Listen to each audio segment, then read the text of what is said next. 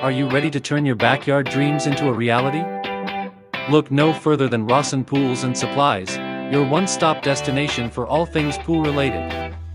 With over 3 decades of experience, Rawson Pools is the name you can trust when it comes to creating stunning, custom-designed pools that perfectly fit your lifestyle.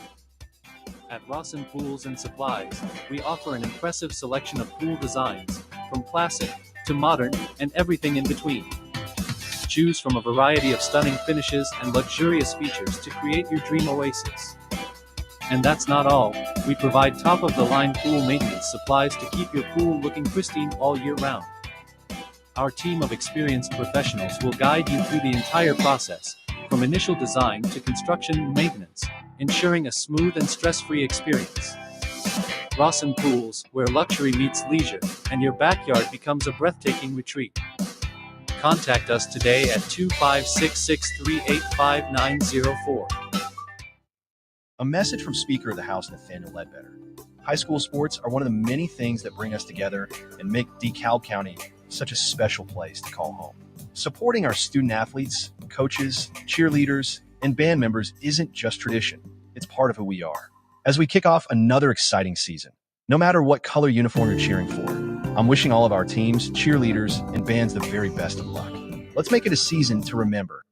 Looking to jumpstart your career while still in high school? Welcome to Dekalb County Technology Center, right here in Rainsville, Alabama, serving students from all Dekalb County schools, including Dekalb Virtual Academy and Fort Payne High School. Our award-winning CTE programs provide hands-on experience in a variety of fields. From healthcare to auto mechanics, we have something for everyone.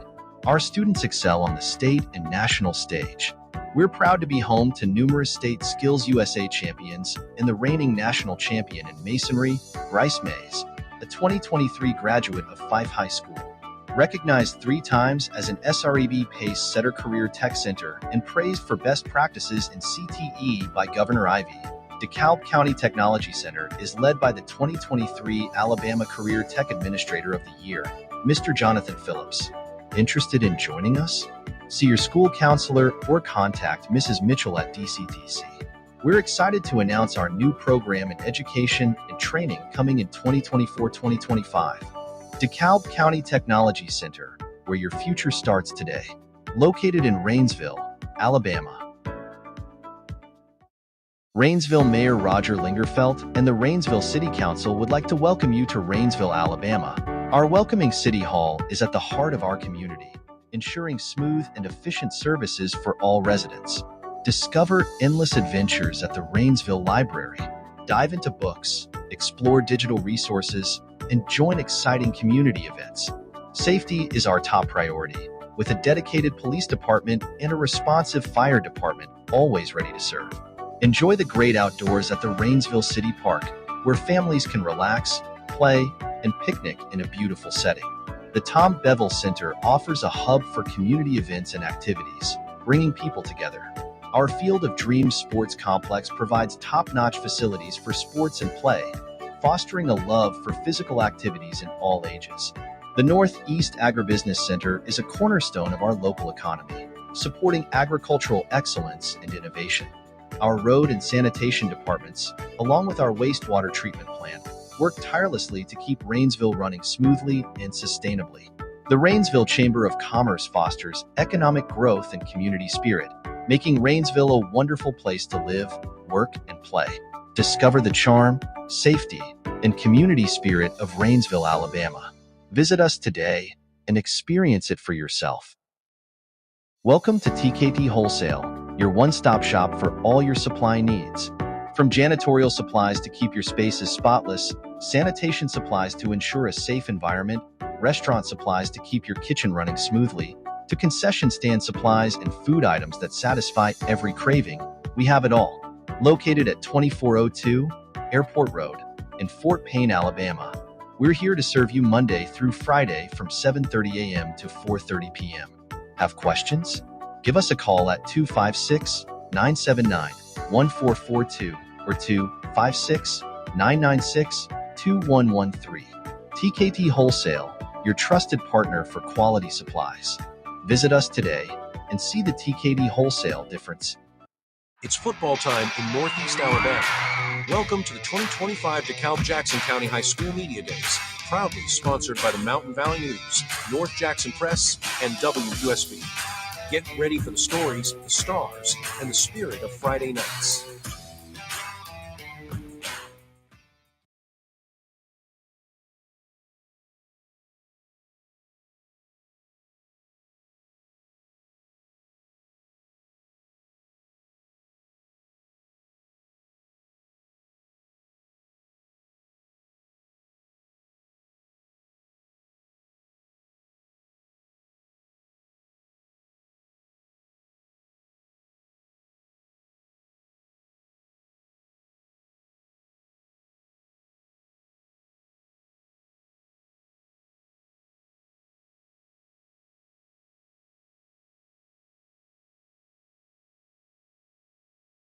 But cleaning the field house and helping with mowing and what they do a lot of work just to earn captainship. But it means a lot to me for these guys to at least be put in this position. Coach, first question, I guess, from me, and then we'll let the media guys. Let's get the microphone. If you've got questions, Dave is going to handle the microphone for us. So just raise your hand, and he'll get it to you. Coach, coming out of summer workouts, you're headed into preseason practice. You may have already practiced this morning, for all I know, but starting in the next week or so, what would you say would be maybe the strengths of this year's Valley Head Tiger team? I'm gonna start off by saying the strength's gonna be our speed and our skill guys. Probably got as much skill as we've had since I've been back to Valley Head as a whole. So that would definitely be a strength. The kids are pretty fast. We're not real big, so that's going to change a few things we do. But as far as a team strength for us would be the caliber of skill position players we have and our speed.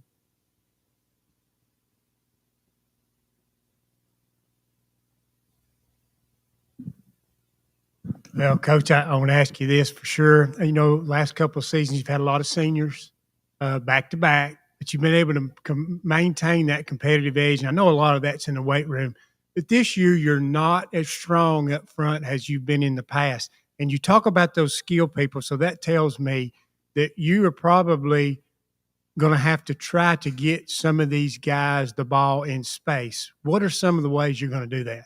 Well, we can't line up two tight end, three back, and attempt to bully people. You know, I've always enjoyed doing that and managing the clock, managing the game, and kind of taking over in the third quarter, at least having a chance to. We're not going to be able to do that this year. So there's years that come as a ball coach that you've got to adapt and do stuff that you're really not comfortable with doing or something that you don't do a lot of. So we're going to have to spread the ball out a little more and get kids in space. We're just not going to be able to line up two tight end and run right at folks. We're not big enough up front. I think right now we have one player over 200 pounds, maybe. So we're having to utilize some skilled kids up front and move them around. We've got kids playing up front for us that really had never played offensive line, but they move well and they're long and they're a little taller. So we're having to do some things to give ourselves a chance to have a winning season, be back in the playoffs, and that's our goal. Coach, bouncing off what Phil says, how many returning starters may not be starting in the same places that they were last year? How many returning starters are coming back for the team this year? Returning starters, there's probably I couldn't tell you to be exactly. I'm gonna say 4 to 5. You know, not all of our kids got playing time, whether it be special teams or late in the game, or we tried to play a lot of kids the last few years, and that's helped us. But as far as returning starters, true starters, I'm gonna say 4 or 5. This for the players. I think, Coach, if I'm not mistaken, Valley Head's made the playoffs 6 straight years, 2 under Vincent and 4 under you. I want to ask the players this. What do you think? And that's a great run for a 1A school. I mean, I don't think it's ever happened at Valley Head. What do you think are some of the secrets behind you guys being able to be a perennial playoff team? Is it starting the weight room? And each one of you can answer if you want to. It's the weight room, just believing in what you ought to do with it. Well, I think it has to do with Coach following what he says, and he's led us in the right direction. He's yet to lead us wrong, and I'll stand by him. I think just working out every day, trying your hardest at practice. I feel like I trust in what coach has for us to do, and I'm going to do it. Continue to do it. I think with us having buying in and everything helps us, and the weight room helps us a lot. So But like staying in the weight room and doing what coach tells us to do helps us out a lot. This is also for the players. Guys, I know you're team leaders because coach has brought you here today to represent the school at Media Day. So we're talking about you've got some guys have got to step up, maybe take a more responsibility on this year's football team. Could you talk about some of those young guys, maybe one guy for each of you that maybe you've seen that has stepped up this summer and is going to be able to help the football team this year? There is some kids on the team that has stepped up, and I have realized. That 10th grade class has got some really good athletes in it. Nick Gafford, John Cooper, Ethan Blevins are all really good athletes. It'll help us a lot this year. Yeah, I'm going to say something about Ethan Blevins. And he's my little brother, but he's been working hard in the weight room. He's made a lot of gains. He's definitely stepped up, definitely grown up a little. I will say that two of them that has stepped up are sitting with us right here. It's Jackson and Totten. They're a younger class, and they have stepped up and took in positions that other people might not have. We'll talk about Ethan Blevins and Nick Gafford. They stepped up really good, and they're in the 10th grade class, and they're going to help us out a lot. Coach, two questions for you. I'll ask the first and let you answer because they're relatively different. But first, as you prepare for fall camp and you're getting ready for the season, of course, what are some things, if anything specifically, you're looking for that you need to see out of your guys as you prepare for Cedar Bluff and the start of the season? You know, as coaches, it's really tough to coach effort, really tough to coach want to and desire. You know, that's going to come from within the kids. We can do a lot of things as coaches as far as guiding and put a work ethic in one and making them toe the line. But, you know, at some point in time, they have to show that they're really enjoying doing what they're doing. And, you know, that's the first thing I look for is body language, daily body language from players. You know, are we happy to go out? Or are we dreading being there? Because we're dreading being there. It's something we don't need to do. And we're only going to be as good as our weakest link. That's a coaching staff. That's, you know, the team itself. So I kind of gear myself more toward finding that weakest link and trying to cut that out before we get going. My second question, I know that you're still focused on finding yourselves first and then focused on Cedar Bluff, but you still have a unique schedule. It's just the flip of last year. You get 3 of the first games on the road, 4 of your first 5 also on the road. How do you traverse that? I know it's not like collegiate where you're traveling hundreds of miles, but still a road game's a road game. How do you traverse that with your kids knowing that it'll be mid-September before you get to be in familiar territory at home? That's a good question. And, you know, to answer that, I don't put a lot of stock into home games or away games. Never have. And when my stint at Summerville, Chattooga, Georgia, it was crazy because we played awful at home. We played great on the road. But it took me 3 or 4 years to figure out. That's because at home, there was a lot of family members there chewing on their tails, you know, and they loosened up and played better on the road. At Valleyhead with our kids, it doesn't seem to affect us whether we're on the bus or we're at home. So really, we don't put a whole lot of stock into how many games we've got at home, where the games are laid at. I guess the only thing for me is preparing the stadium back-to-back weeks and painting and that type of stuff. And it helps to have a few stretched out in a row where it's not home and away, where every other week you're having to redo fields and that type of stuff. Well, Coach, I want to ask you this and piggybacking off the schedule. Last year, the toughest part of the schedule was at the end of the year at Raglan and at Appalachian. Those were games y'all were in, but kind of sorted down the stretch, things didn't go your way. Well, yeah, I think when you get in those big region games late in the year, I think it's good to have those at home late in the season because these young men, they get tired, you know. Sure. I think early season travel really doesn't matter that much. But I want you to speak on that and talk about the region. You know, naturally last year, Appalachian, Spring Garden, Raglan, very good football teams. I don't think people realize how good this region was a year ago. Yeah, I think there's quite a few teams in this region that would have made playoffs in Double A. Appalachian definitely is the front leader, in my opinion. I think they are returning enough players with a running back that they're going to be really good. But week in, week out, it's pretty tough for us. A lot of the teams we play, when they play out of region games, they play up. So they're accustomed to playing, that caliber of ball. But it's good to have those region games at the end of the year where they're sitting at home. So maybe we'll fare out a little better and the ball bounce our way.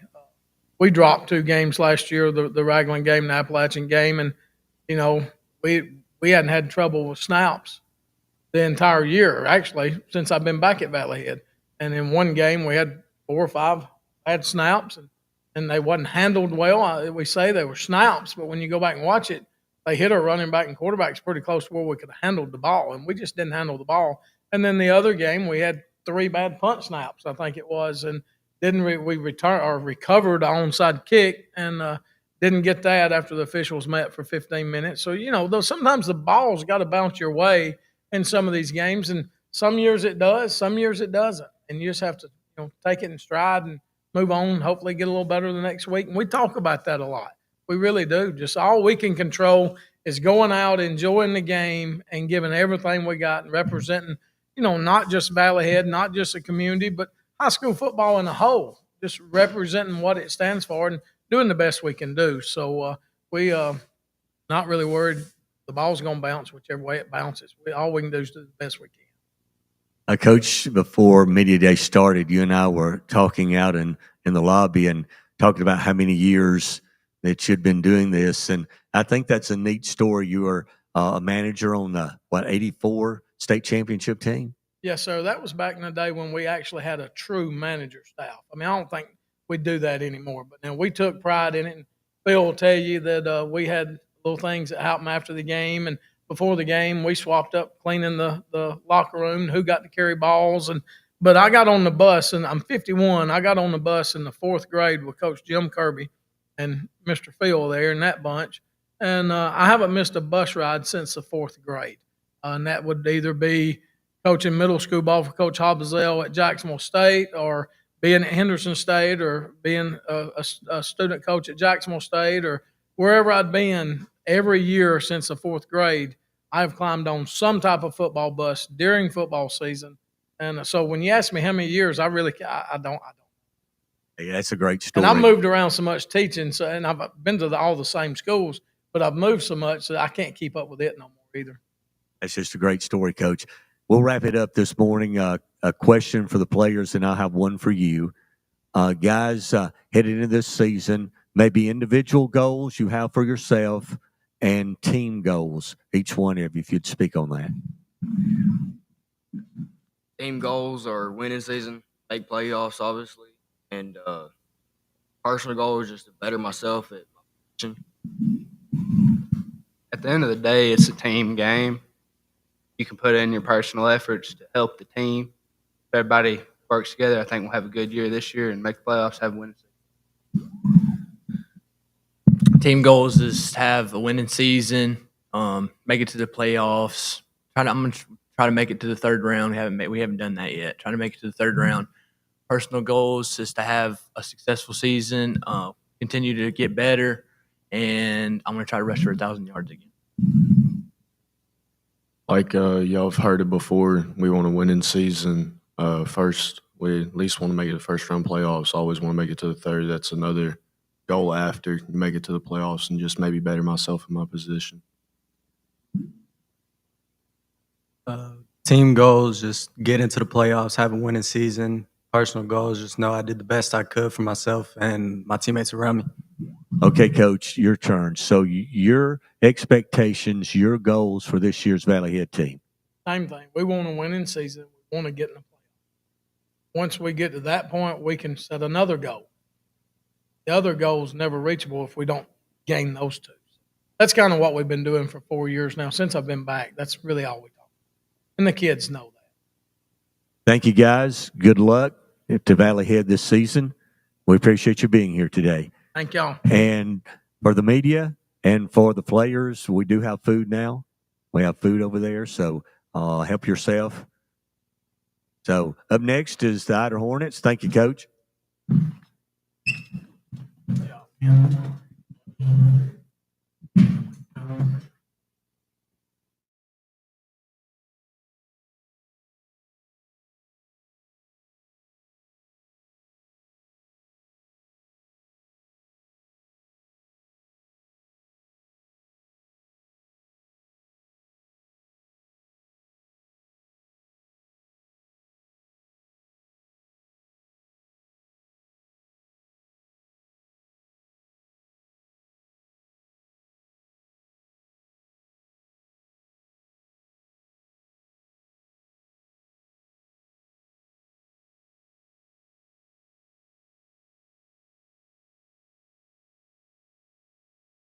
Up next is the Ider Hornets and Coach Josh Clements.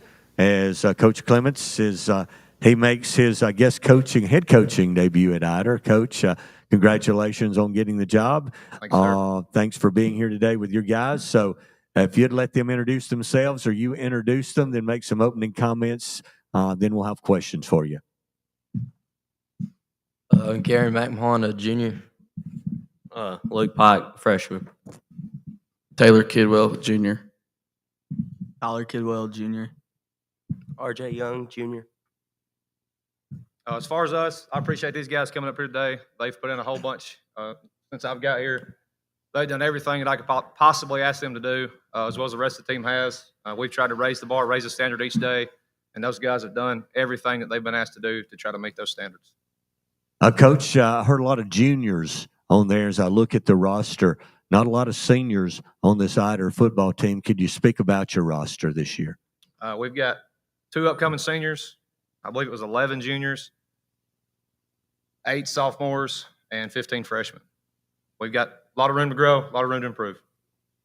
Coach, would you talk about what you've done this summer, the improvements that you think you've made this summer with your football team? We spent a lot of time in the weight room, a lot of time running, trying to put a lot into mental toughness and physical toughness.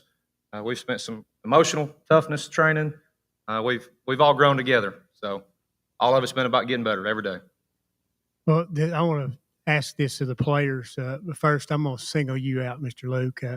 I know who your parents are. So I want to ask you this. I mean, you're a freshman. Got to be an honor to be up here. So Coach sees something in you as far as leadership goes. What do you bring to the table? What are some of the things you're going to be able to do to kind of sort of try to turn this thing around and get Ider going in the right direction? Well, I just want to give effort every single day and don't give up on my teammates. Y'all want to comment too? Yeah, I think not only Luke, but a lot of upper or lower classmen have had to step up.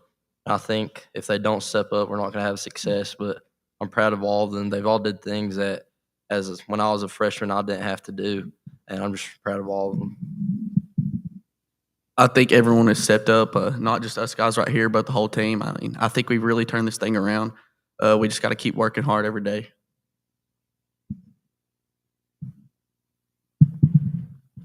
They've definitely been asked to do a lot, and I'm just really proud of them. They've stepped up a lot.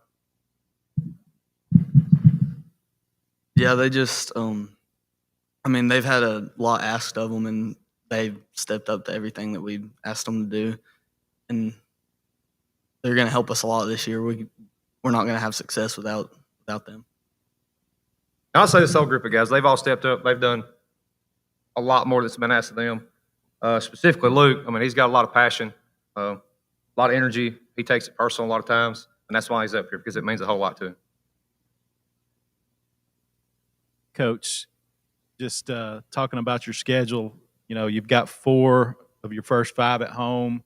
Then you got that open date. You know, things are a little favorable for you guys, you know, playing at home and that sort of thing. I mean, just talk about getting off to a good start, you know, to maybe build some momentum. I mean, for us, home away, it doesn't matter. We just want to take each day one day at a time and try to work to get better and try to, as we approach each week, just try to be 1-0 after each week. I mean, I inherited this schedule. We're going to play the games that we were given, and that's what we're going to do from here on out. So we're just going to play the next week to the best of our ability.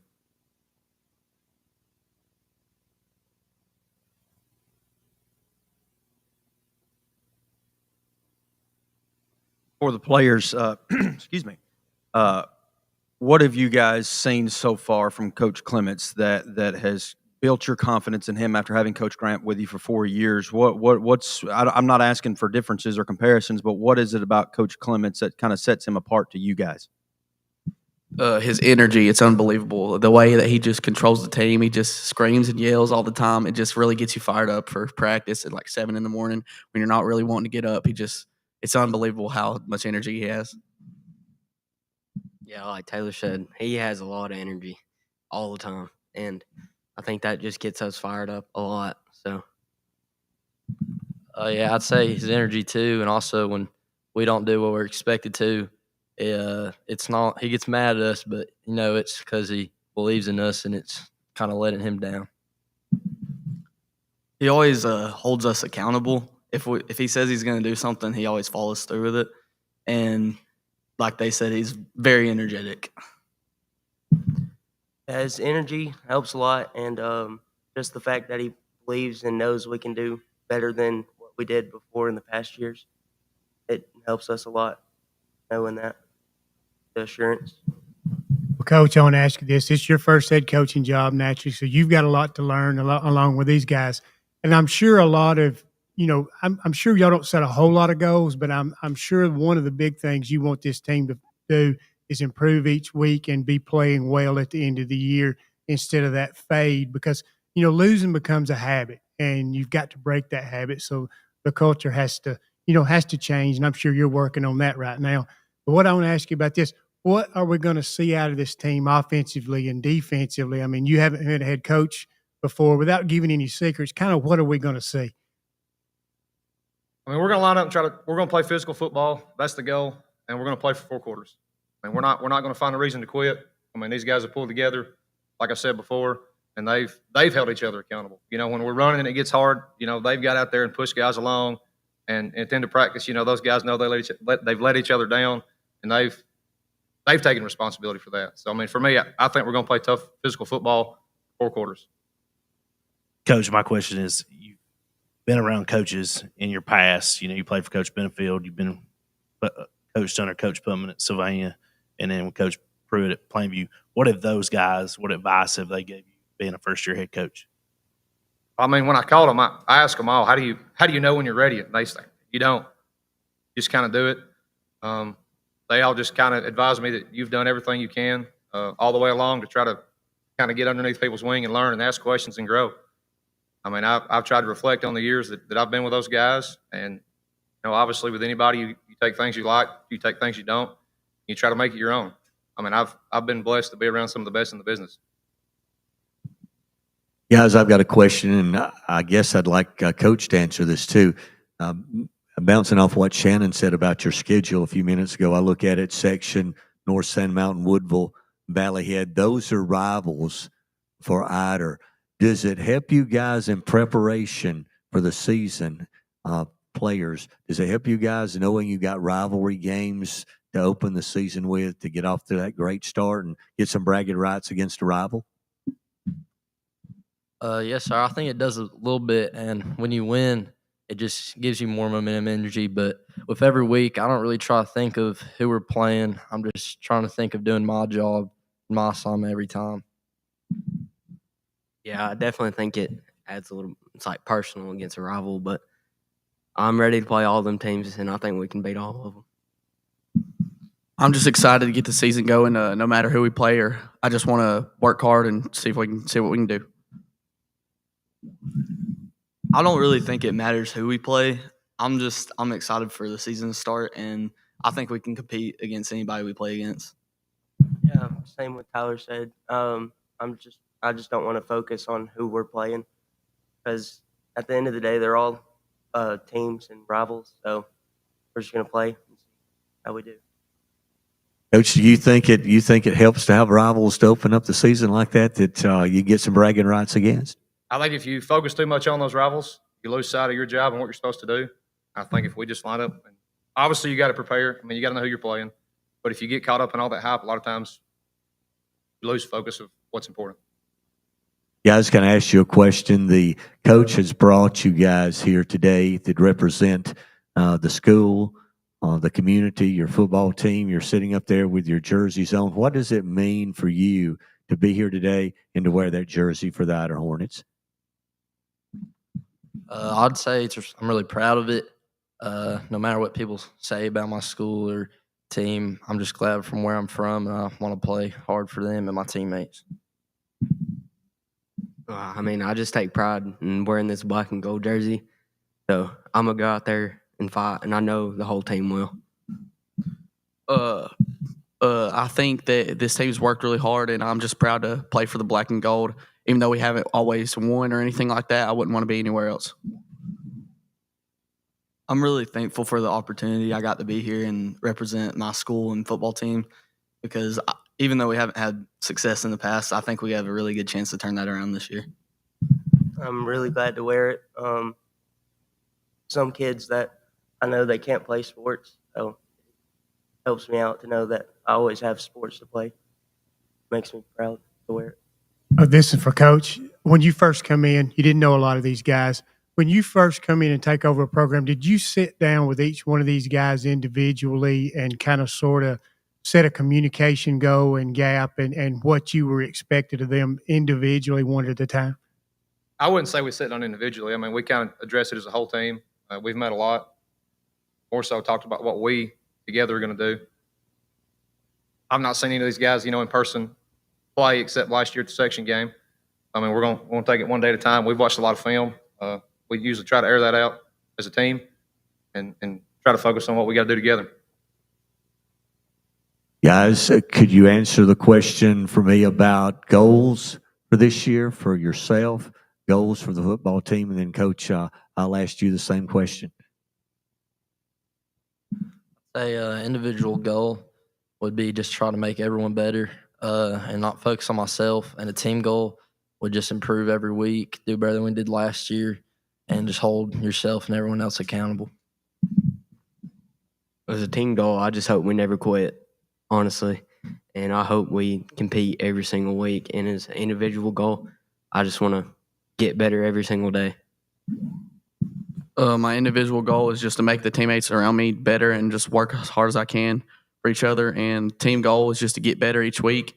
And something Coach Clemens has said is coach-led teams are good, but player-led teams are great. So I just want to be all of us just be leaders for the team, just make them better.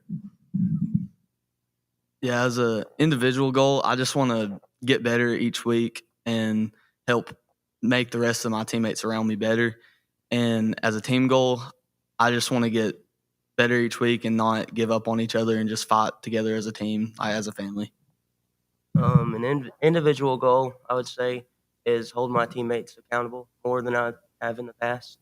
And a team goal would be don't give up. Give it all I have. Now, Coach, what are your expectations and goals? And I'm not talking about wins and losses. I'm talking about your expectations and goals for this year's football team. Relentless pursuit of improvement. Come out every day, try to work and get better. Don't live in the highs, don't live in the lows, but realize that tomorrow's going to come. We've got to line back up and we've got to get better. And we can't ride that wave. We've just got to be consistent in what we do. Okay, any other questions for the Idaho Hornets today? Guys, thanks for being with us today. Good luck this 2025 season. And again, it's good to see you, Coach, and congratulations on your first job. Thank you, guys.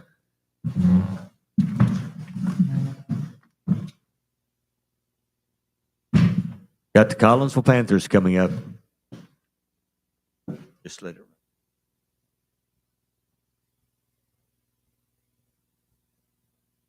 All right, Coach Willingham and your guys.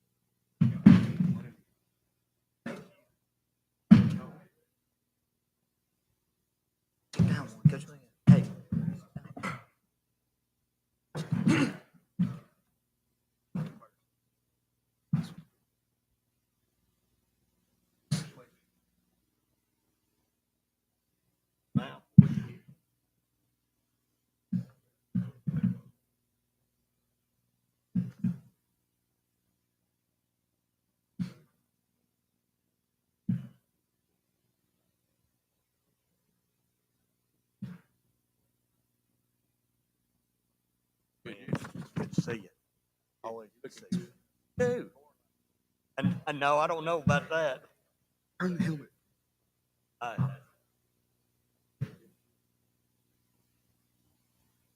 Thank you, Coach. All right, we're going to continue this morning with the Collinsville Panthers and Coach Ernie Willingham. Coach, I believe this is 24 years as a head coach, 17 at Collinsville, something like that. Am I right? That's close. Anyway. That sounds good. That sounds good. It's been a long time. Yeah, we're both aging, and we're aging well, right? You know it. All right, guys, if you'd introduce themselves, or Coach, you can introduce them, and then some opening comments from you, we'd appreciate it. I'm going to let them introduce themselves, but before I do, these guys, they've been big contributors for 3 years already. They're all going into the 11th grade. These guys are going to be juniors, but every one of them started in some capacity as 8th graders, and have been on the team since 7th graders. So they've been kind of silent leaders before, but we've had them older guys. Like last year, we had all those older linemen that did most of the leadership stuff. But these guys are stepping up, and they started stepping up a little bit last year, but they're really stepping up in the weight room and have been doing good in the weight room. But like getting people out for practice, ready to go, and that kind of stuff. But they're really stepping it up as leaders, and I appreciate that. But I'll let them introduce themselves. Mason McAteer, quarterback. Gavin Lang, receiver and defensive back. Silas Adams, receiver and defensive back. Jeremiah Killian, wide receiver, outside linebacker. Kyler Bean, wide receiver, outside linebacker. All right. We're really looking forward to getting started. We get started today. Okay, we got practice at 5 o'clock. Our workouts at 5 o'clock. We didn't have spring training, so we get to start a week early, and we're really looking forward to that. We've had a very productive summer. Workouts went well, and we've got some guys who've really put on a lot of weight. Some of these guys have added weight and strength and speed also. 7on7 and OTAs, we went to a couple of big 7on7s and competed really well.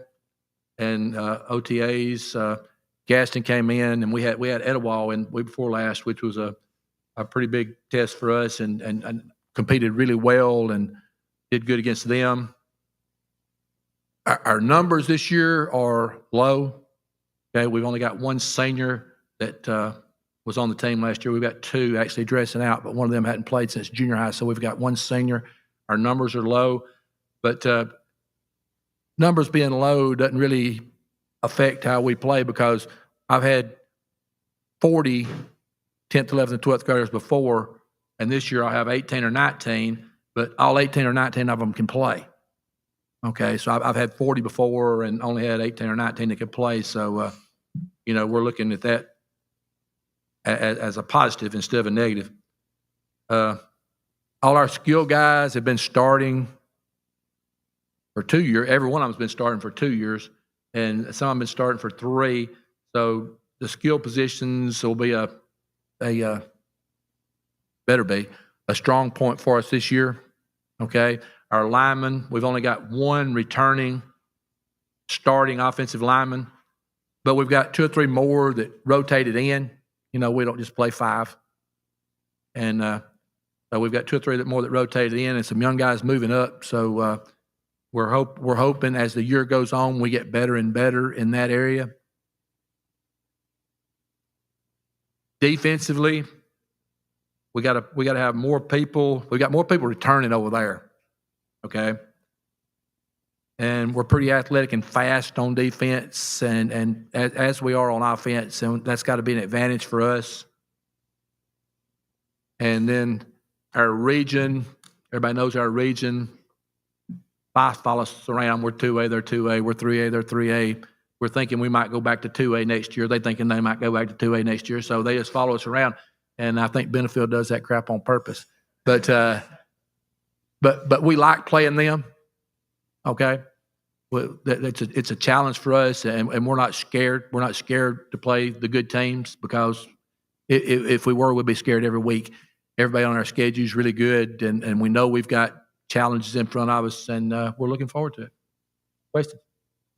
Coach, you mentioned earlier you got all your skilled guys back, but you lost a lot of those offensive linemen and linemen up front. Could you comment on who are the guys maybe stepping up in those places for you as we get ready for the season? I'll talk about a couple of them. Bronner Jones played for us last year. Halfway through the season, he was not starting, and then he started the second half of the season for us, and he may have been our best lineman before the year was over.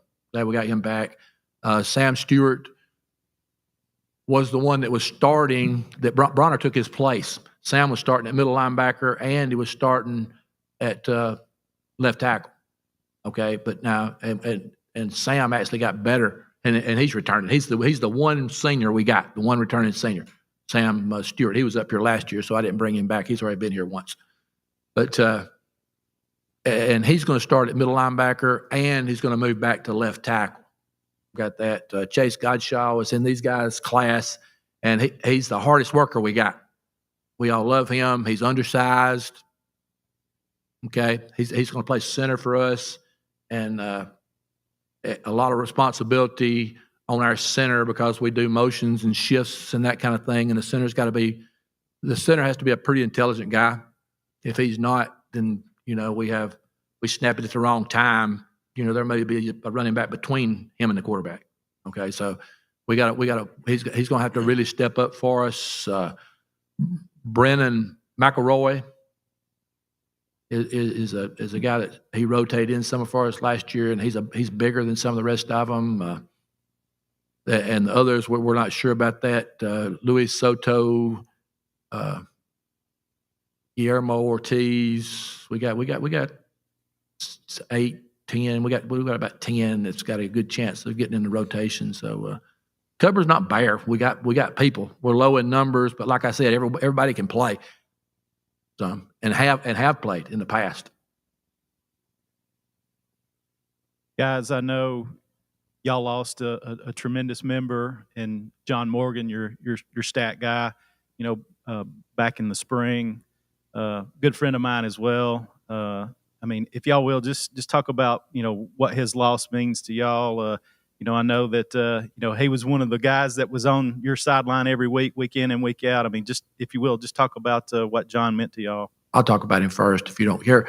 Him and his wife, Gloria, are my friends. Okay, we've been friends. They've been in Collinsville forever. He was the pastor at the Baptist church when I was in high school. Okay, and that's a lot of years ago.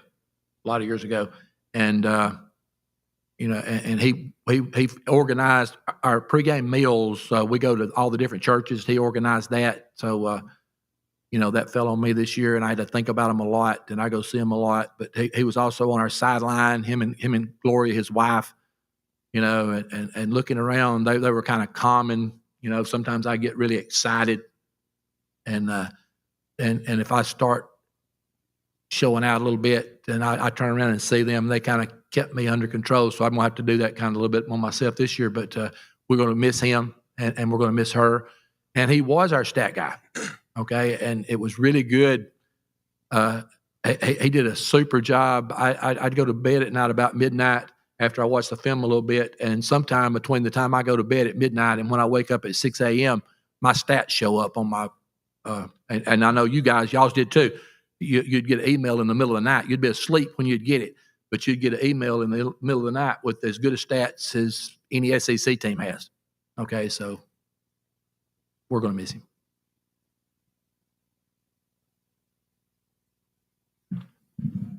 I do want to add how he will be missed. He was definitely a pillar of the community in Collinsville, and he was a preacher at my church. And a lot of people don't realize how much he did for the community.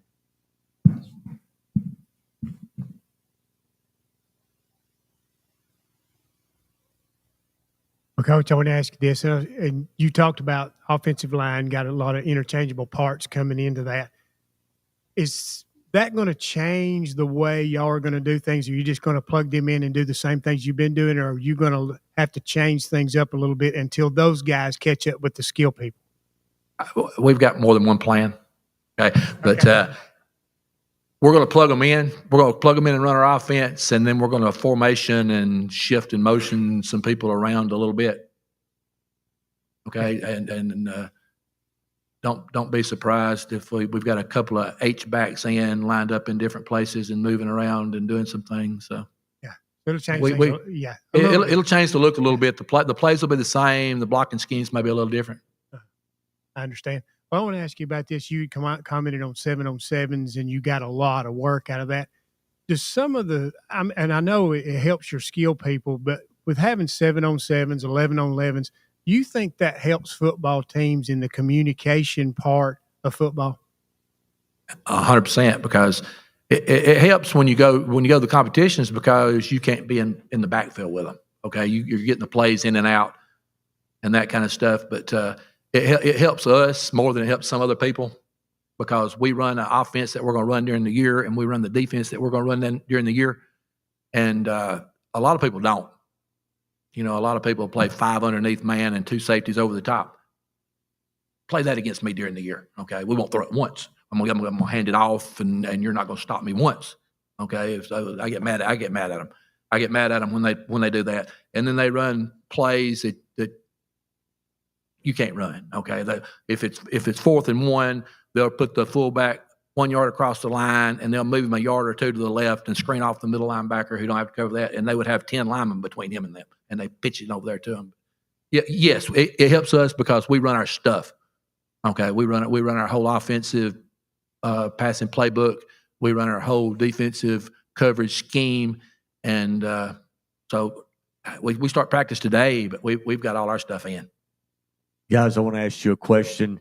What's it like playing for Coach Willingham, a guy that grew up in Collinsville, a guy that played at Collinsville? I think this is a 3rd stint as head coach at Collinsville. Can y'all comment on what it's like to play for that man? There ain't nothing like it. Coming every day to practice yelling. He's always got something to say about you or something like that, but there ain't nothing like Coach Willingham. He's a great guy and great and even better coach.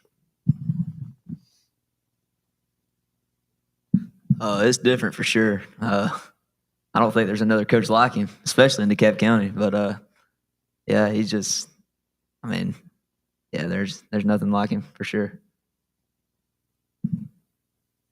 It could be 6:30 in the morning, and he'll be singing, doing it, whatever, just energetic. Just helps us get energetic too. I think that helps. The best way to describe him would be a live wire. And I've never had a dull day at practice when Coach Willingham is there. And I love it. Well, I've been around him my whole life, and it hasn't changed one bit. That's a grandson talking there, isn't it? That's him. Guys, I want to ask you another question as we kind of wrap it up for your portion this morning. Team goals for this year's Panthers team, and maybe individual goals for each of you this year. Our team goal is definitely to win a region, and obviously every team's goal should be 15-0, bring home a blue map. But a personal goal for me would be just, I don't know, be a better leader and be more confident throughout the year and everybody. I think a team goal is just get better every week. And then as a player myself, just get better every week also and be a better leader. I think our team goal should be, bring a region championship back to Collinsville. We ain't did that in a while. And then a personal goal would be just be a better teammate and try to lift everybody up around me. To add on what they were saying, become a better teammate, my personal goal. And team goal would be definitely to win the region, as they were saying. But better off like becoming the team we need to be and become the leaders we need to be on and off the field. So that's team goal is just to get better every week, and personal goal is to make everybody else around me better. Coach, one last question before we wrap it up. Tell me what it's like coaching your grandson, who's the quarterback. I try not to make any difference, but he's been around me, obviously all my life. But he used to come out on the field when he was a little kid, and it's pretty good coaching him, and he's the quarterback because he kind of thinks a little bit like I do. He's seen what I've done all my life, and and I'm not as smart as I used to be. I never was very smart, but I'm not as smart as I used to be, and I call the wrong formation with the play sometimes or something like that. And he just looks at. He used to say something, but he don't say anything. He just looks at me, and then all of a sudden it's fixed. Okay, so I'm enjoying myself. I really am enjoying that. I got another grandson that's 8th grader this year too. That's going to dress out with the varsity too. He's got a broke hand right now. So that means you've got, 5 more years to coach as head coach? 100% no. All right. Thanks a lot, guys. The Collinsville Panthers, good luck, you guys, this year. Thanks for coming today.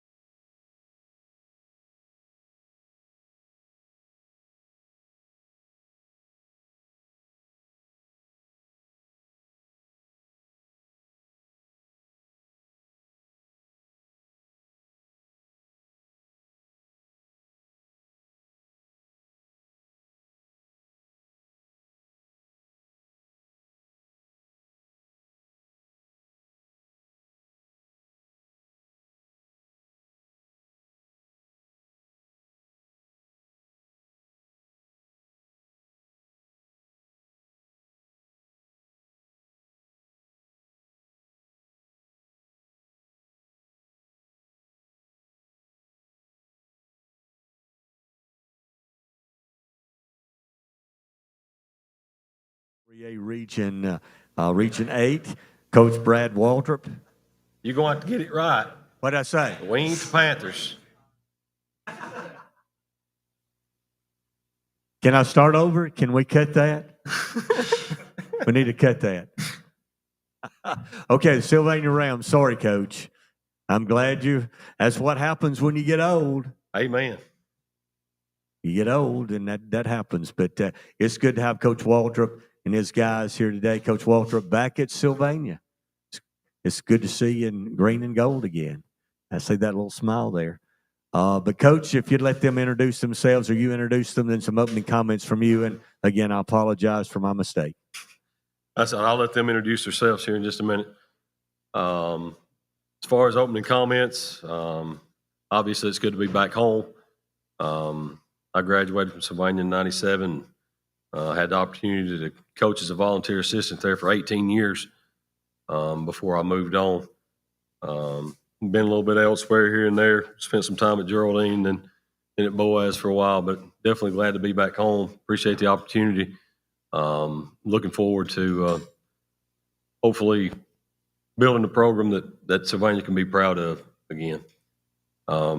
These two guys here, brought them with me. They've been so far super dedicated to what we're trying to do. Show up, and they've done a good job of trying to be leaders in their respective areas as far as skill guys and the bigs on the other end. But I'll let them introduce themselves, and then we'll go from there. My name is Bryson Cook. Eli Trotman. All right, Coach, could you talk about how many players in the program now, maybe the breakdowns on your numbers, seniors, juniors, sophomores? Could you tell us that this morning? We've got 26 right now on the roster, 7 seniors. I ain't 100% sure on the numbers. I don't have it with me. Just to be honest with you, 7 juniors, we're about 7 across the board for each class 9 through 12. Then they're sprinkled in here and there. You know, we got some 9th graders that are going to be playing. There's a few kids in every class that'll be contributing. All the kids will be contributing in some way or fashion. When you got 26, you got to figure out a way to get pretty much everybody on the field in some facet. Coming out of summer workouts and headed into fall practice, and you may have already practiced this morning or will this afternoon, what would you say might be the strength of this year's Rams team? Hard to say yet. You know, obviously I took the job in May, and I had never really got to see any of them actually compete in a live setting. But other than watching film and the guys we got back that have played in the past. But I feel like even though for the most part we're fairly young up front, I think hopefully we can lean on those guys a little bit. Obviously we're going to try to run the ball. But like I said, we got 3 skill guys that'll be seniors that'll be contributing quite a bit. Seth Ledford, Sammy Anderson, and Travis Owens. Got a 10th grader that'll be right now prospectively starting at quarterback. In the front's a mix. Got a couple 10th graders, a junior and a senior, and got a 10th grader at tight end. So, you know, we'll just have to wait and see how it goes from there. Summer workouts, not been bad. Kids have worked their tails off. You know, when I come in, I jokingly told somebody the other day that I felt like I was speaking French. Now some of these guys have heard some Spanish before, but the things I was saying, most of them had never heard much of what I was saying, calling things, different formations, and on both sides of the ball, offensively and defensively. So it's definitely been a learning experience for them as well as for me. Well, Coach, I want to ask you this. You come in, I know you're going to adjust your offense according to personnel, but what are some of the things we're going to see offensively and defensively out of the Rams now that you're the head man? Offensively, we'll about 99% of the time we're going to have a tight end and a wing of some form. We will mix in a little bit of gun with that, but it'll be, you know, a wing T gun look. A lot of motions, a lot of movements, a lot of counter, misdirection type stuff. Defensively, we'll probably base out of a 4-man front for the most part. As far as the back end, it'll depend on what we're seeing. It's a run-heavy offensive look. It'll be more like a split. So it'll be 4 down, 4 backers. If it's a spread look, it'll be more of a 4-3 look. Well, this is for the players. Coach Waldrop comes in. You know about him as an athlete at Sylvania naturally. I'm sure you've heard people talk. Outstanding football coach. What is your impression so far of Coach Waldrop, and what are some of the things he's implemented that you like so far? Well, you know, I think Coach, he's a really good guy. He's really showed how he can just discipline us. I mean, he showed us how to be disciplined and work hard and be respectful. And I mean, I think he's going to bring this team together, and everything starting to fall apart or fall in pieces and whatnot. And I think he's going to lead us to a good season, and the Lord's going to lead us. And yeah. Yeah, I just want to piggyback off Bryson. When Coach Waldrop came in, saw many coaches and how they've coached us, but not many show love toward the players, and he implemented love toward the players.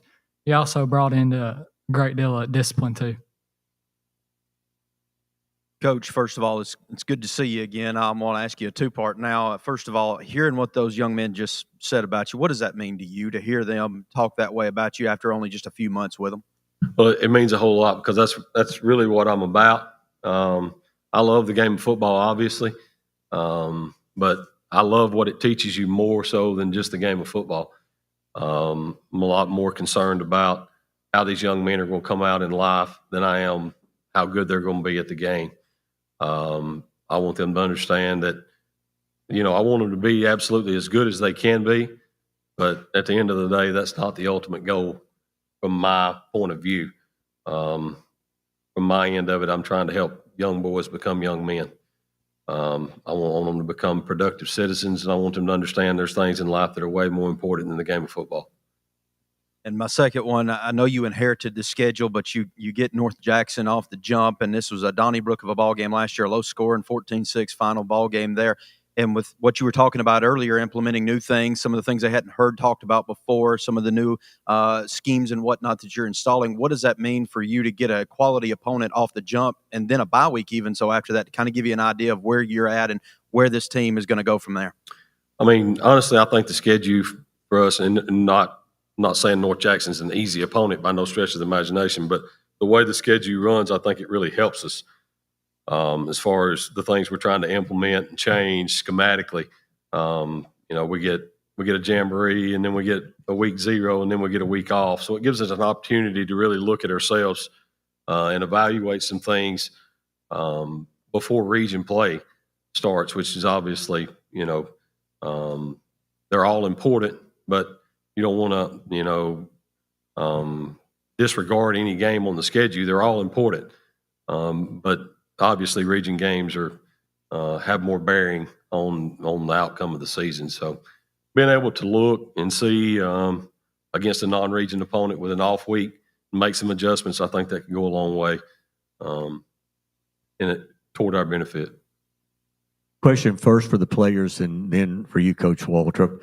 Who are the young guys that may have not have got a lot of playing time in the last few years, and you as leaders of this football team, who have you seen some of the young guys that have stepped up this summer is going to have to take a bigger role in this football team?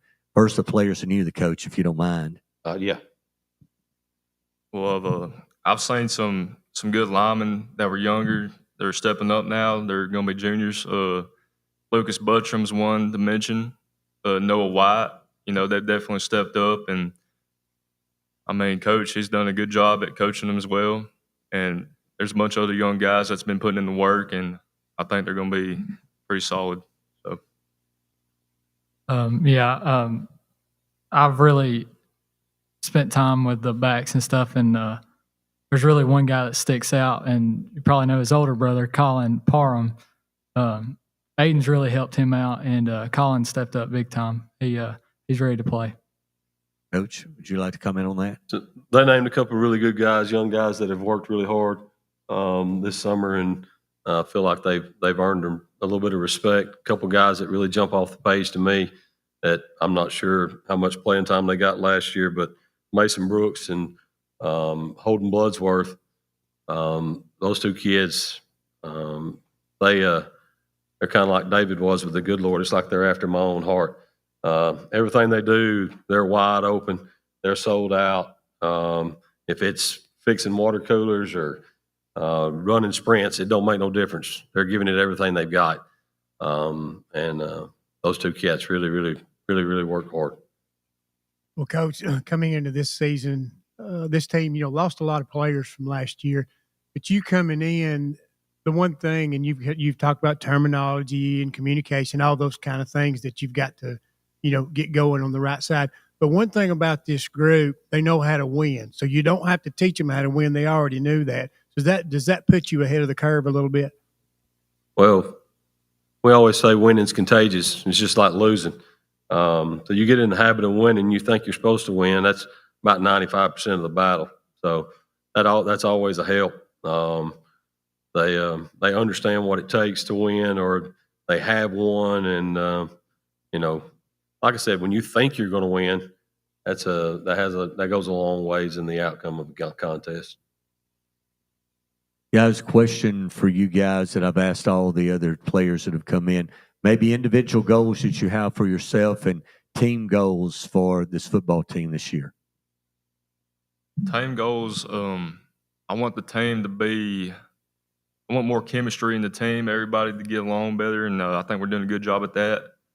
And I know team chemistry goes a long way with getting better each week, and I think that's going to be a big part of us.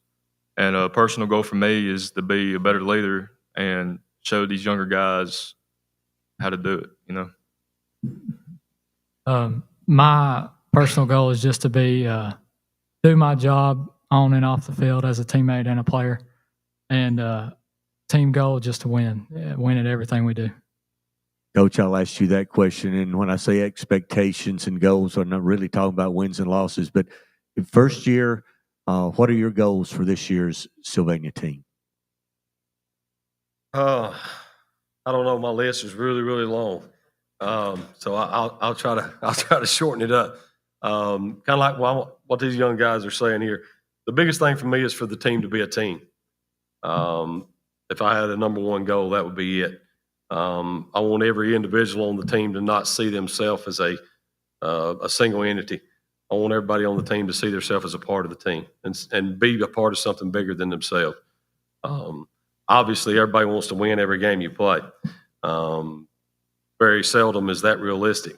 But nonetheless, it's still the goal. You play the game to win. You want to go play to win, then there ain't no need in playing. But sometimes that don't happen. So I hope that when a loss comes, if a loss comes, that we're able to learn from that and grow in that as well. I have learned over the past, you learn a lot more from the losses than you do the wins, if you can approach that in the right way. I hope we don't lose one. I hope we don't have to learn anything new. But again, odds are not in our favor. But I'll still take them. Any other questions for the Sylvania Rams this morning? All right, guys, thanks a lot. Thanks, Coach Walter, for being here today. Again, excuse my flub earlier. And good luck this season. Thank you.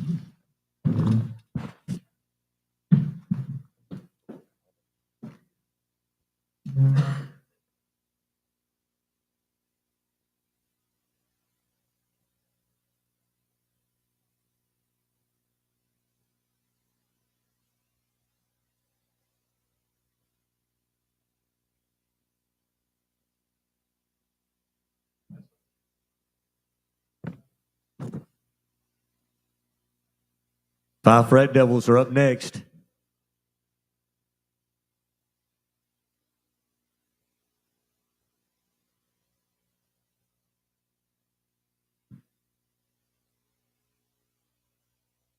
You look almost.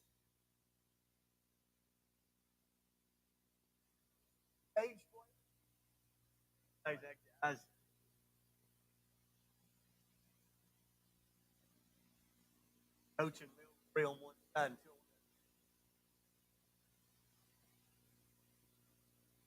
Thinking about you. I have a little bit of that inner ear stuff today. They didn't. I was worried about that. Yeah.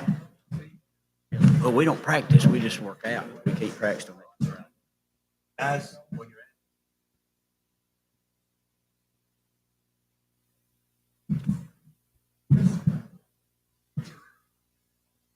And we'll continue with, I guess, the Dean of DeKalb County Coaches, Coach Paul Benefield. Coach, I believe this is 34 years you've been doing this. It's good to see you again. Good to see your guys. If you would let them introduce themselves or you introduce them, and then some opening comments from you, please. It's Connor Hutchinson, Noah Gwynn, Parker Kennard, Draven Posey, and Ryder Smith. Need more? Oh, yeah, comments. Gosh. You're just happy to be here, right? Blessed to be here. Very blessed to be here again, another year. When you're my age, everything's a blessing. Just to get up every morning, eat, be on time. I almost made it on time. I don't know. Same thing every year, I guess. You know, we just trying to work to get better, and had a lot of seniors last year, so there'll be some growing pains, I'm sure, early and possibly late. I don't know. Just trying to find some guys that, you know, this summer, last few days anyway, has been hot, so you can find out a whole lot more when it's hot than you can when it's cool. everybody's looking good, working hard, doing the best they can. That's all any of us can do. Coach, you added Maplesville to open the season. You're going to go to Montgomery in kind of a showcase game for the Alabama High School Athletic Association and your football team against Maplesville. Could you kind of give us some insight on how that may have came about this year? AJ, I don't know his last name, from the state Alabama High School Athletic Association, just called me and saw where he didn't have but 9 games. So, he wanted to know if we'd play, and I said yes. I'm not very smart. That's why I drink smart water. So, these are guys that played in the state championship, and they had everybody coming back. But that's just the way it is. That's the way it is. Well, Coach, this year you talked about, lost a lot of seniors, a lot of playmakers, a lot of big name guys. Who are some of the guys you were expecting to step up this year? Because, really and truly, this is going to be one of those no-name teams, I think. That's right. Of course, Ryder Gibson has started for 3 years. Noah had started a year and tore his knee up last spring, so he missed all of last year. But we're expecting him to come back and do big things. And some of these guys have never started, but a couple of them's going to have to. And Weston Evans is a junior, and Jay Carter Lyles both started, and we expect them to,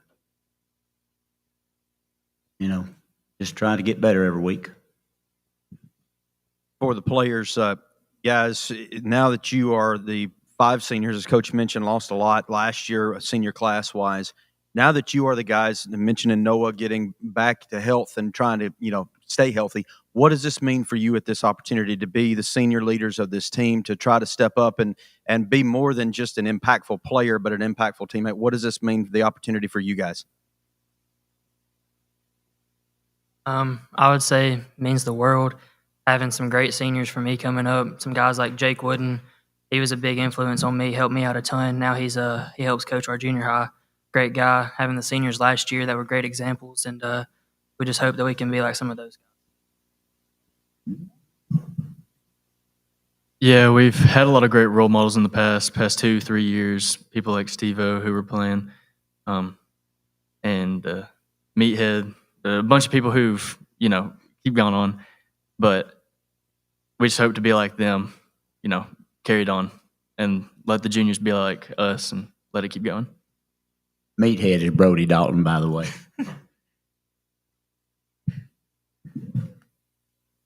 It just means a lot. Hope to bring the team together and play as a whole team, get everybody on the same page, and communicate out there on the field and off the field. Just have a great season overall. Yeah, it means a lot, and we just want to be like Tucker Wilkes. He was a good lineman, and it means everything to us. I think we just need to push the younger guys to step up and get better, and that's what we've been doing all summer. So I'm going to ask the players this question, then Coach, if you'd like to come in after them. You guys obviously are leaders of this team. I've worked out all summer with these guys on the team. Could you talk about maybe 1 or 2 guys that have really jumped out and somebody that's going to really step out this year and help this football team get wins? Obviously, Ryder Gibson. He's a dude. He's one of those guys that's going to go in, do the work, get it done, no matter how hard it is. He's going to not complain, nothing like that. He goes in, works hard. Got some guys pushing him too. Guys like Maddox Dawes. He's played a good bit last year, but he's really going to step up this year, I think, and help us out a lot. We got some people moving up into 10th grade this year too, that are playing, like Hayden Parker, who's been subbing in at linebacker. And then we got Sawyer Watkins, who was subbing in last year. He's a junior now, playing linebacker, starting. So we got some more coming up. I feel like Jay Carter Lyles is going to do a great job. He's changed positions this year from where he was last year, and I feel like it's going to be a good move, and he's going to do good at that spot. I feel like Weston Evans, he's gonna do good. He was at tight end, but now he's at tackle. Oh yeah, I think he's gonna do it. Ian Slayton, he's a sophomore this year. He's a big D lineman. He's going to be someone to watch out for. Okay, Coach, you want to comment on that? I didn't want them to tell off for good players. I'm afraid somebody will recruit them if they do. I just wanted them to just not talk a whole lot about, anybody that's any good. Nowadays, you can't talk about much because NIL might get them. But I agree with all these guys. Some of those young guys going to have, whether they're ready to go or not, they better get ready. So it's here. Nobody feels sorry for 5, no matter if they had 20 ninth graders starting. No, that's definitely true. Well, Coach, I want to ask you about this. Players that's played in the past, Ike Rowe, and you also talking about Brody Dalton, Logan Anderson, Tucker Wilkes, all those guys. Do these guys, are they motivated by these guys that's going on to the next level? Do you think they take inspiration in that and it makes them dig a little bit deeper because that's what hard work ends up being? That's what they have turned out to be, is their hard work. I think so. I think they do. And, we're in a nice air conditioner room and we talk about a lot of our good players, but that's not how they get to be good players, is in the air conditioner. So what do you do when you get hot and tired and what kind of discipline do you have then to do what you're supposed to do? And like some of those guys did. And so it's good to sit around and talk about the past and who all was good and who wasn't. And when you're not out there on the field, but when you're out in the battle, there ain't gonna be no mama or grandmother to come to mean boys picking on you and hitting on you out there. They ain't gonna be there. Got a question for Ryder. Just you were thrown into an incredibly high pressure spot, filling in for Logan last year when he got hurt.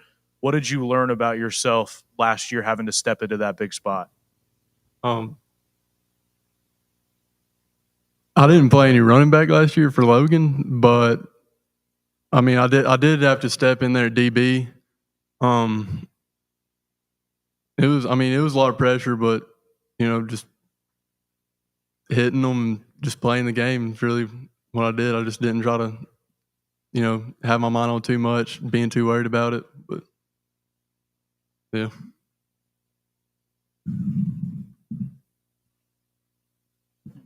Guys, Coach was just teasing a little bit about NIL a while ago and everything. What does it mean to get everybody's best week in and week out?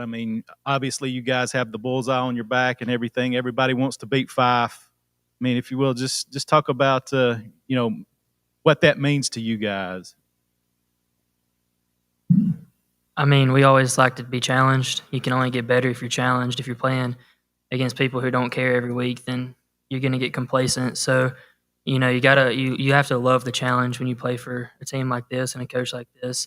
You have to love to be able to be challenged and to go out there and give it your all no matter what. Like Noah was saying, to keep up with that challenge, though, you obviously got to work hard on and off the field. Make sure you're living right, is what Coach says all the time. So you just got to really be part of it. You got to love it. I believe that you have to play better competition to get better. So us playing hard competition throughout every week and it just getting intensely harder, I feel like it helps us get better as the season goes on. Yeah, hard competition, it gets us better and everything. And sleeping right and doing everything right makes us better. And hard competition, everything. You just gotta, do everything right, really sleep right and eat right, and playing teams that we put 40 on in the first half ain't gonna get us better. So I think, going to Maplesville first game, that's gonna be tough, but we'll learn a lot, about ourselves and the team after that. Coach, throughout your career, you've been able to, for a long time, keep consistency in your staff, that is, and coach with a lot of the same fellows who know the system that you want to implement, both sides of the ball. You've had just a little turnover this year with Coach Edge stepping away due to health reasons and retiring from that. And I know you've had a little shakeup there, not a lot, but could you talk about your staff a little bit and what we can expect from the 25 staff of the Red Devils? Well, Jace Jones is still helping us, and Seth Benefield and Eli Benefield's helping, and Will Hamby is going to be helping us this year. Those are all good guys and knowledgeable guys and godly people, and that's the number one thing that we'd like to have around is more godly people to keep the head coach straight. No, I'm just kidding. You know, I need an influence just like everybody else, and those guys are really good people.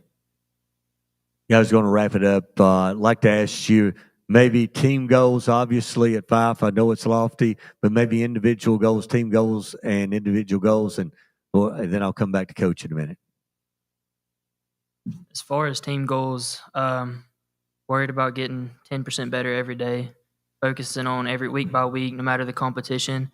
You got to play your best and be the best that you can, and work hard to get to that point to where you can.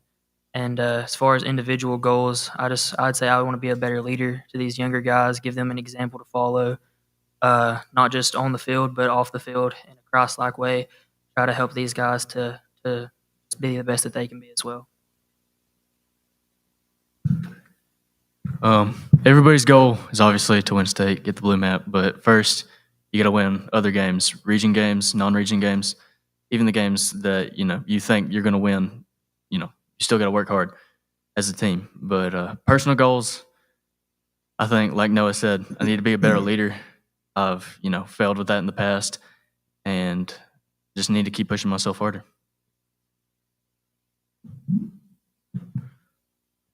I feel like our team goals needs to be focusing on doing our job every day, knowing our job and doing it to the full ability. And personal goal is to show my glory to God while I'm out there on the field and just do everything I can with Him watching over me. Team goals is all of us get better and obviously win state and win the games and everything. And then personal goals is to be a better leader to the youngsters. And team goals, I would like to go farther than we did last year. And personal goals, I just want to give my best for, my teammates and give glory to God. So, Coach, I'll wrap it up asking you goals for this year's Fife football team. Well, despite what a lot of things are said about, we don't talk about a lot of goals. It's 1 week at a time. I've heard lots of comments over the years on things since I know so much about Fife, but they're not from Fife. But of course, we'd like to win the state. We'd like to win the region. We'd like to win every game. I don't see anything wrong with that. I heard a coach one time say something about we don't try to go 10-0. Well, we'd like to go 10-0, but if we don't, let's go 9-1. And if we don't, we'll go 8-2 or 7-3 or whatever it is. If that's the best we can be. But I'm just, we're going to play it one day at a time. Hopefully, injuries will be a big deal on how far we go, just like they were last year. Had a major injury there that turned things around, and but that's part of the game. It's part of the game that these guys would feel and tell you we can't do anything about. We can't do anything about who the referees are. We can't do anything about the weather, and we can't even do anything anymore about who we play, really, in some situations. But we just we're going to be 90% of our team, probably going to be 10th and 11th graders, and that's our excuse this year. I'm sure everybody won't hear that. That's probably the last time I'll ever say it because, like I said, nobody cares what grade everybody. You hear that all the time. That's all I ever hear. out here who's been young for 30 years, you know, and them guys got to be seniors someday. So, you know, I don't know. Like I said, half of them might not be here by next year anyway. They may go somewhere else. I don't know. You know, I'm not changing. So if you don't like what's going on and you're playing and you don't like it, I guess all you can do is go somewhere else. I don't know. I don't have no goals. I've learned if I don't set goals, I'm not disappointed. 360. Anybody watch that movie? 360 and 59 in 34 years. You've had some goals. Thanks, Coach. Oh, thank you. I'm not chasing records either, by the way. Because they'll be broken.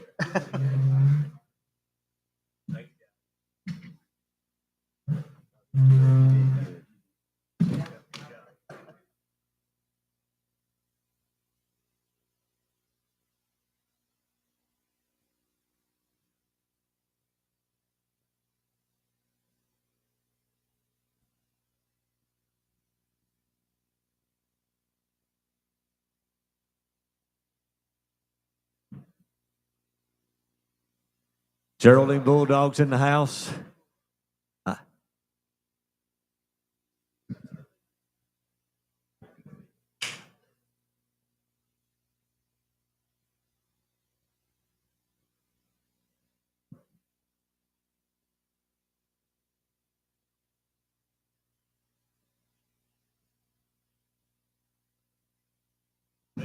That looks like a new one. Is that a new design? Yes, sir. Good. Coaching on one side and 3 on the other.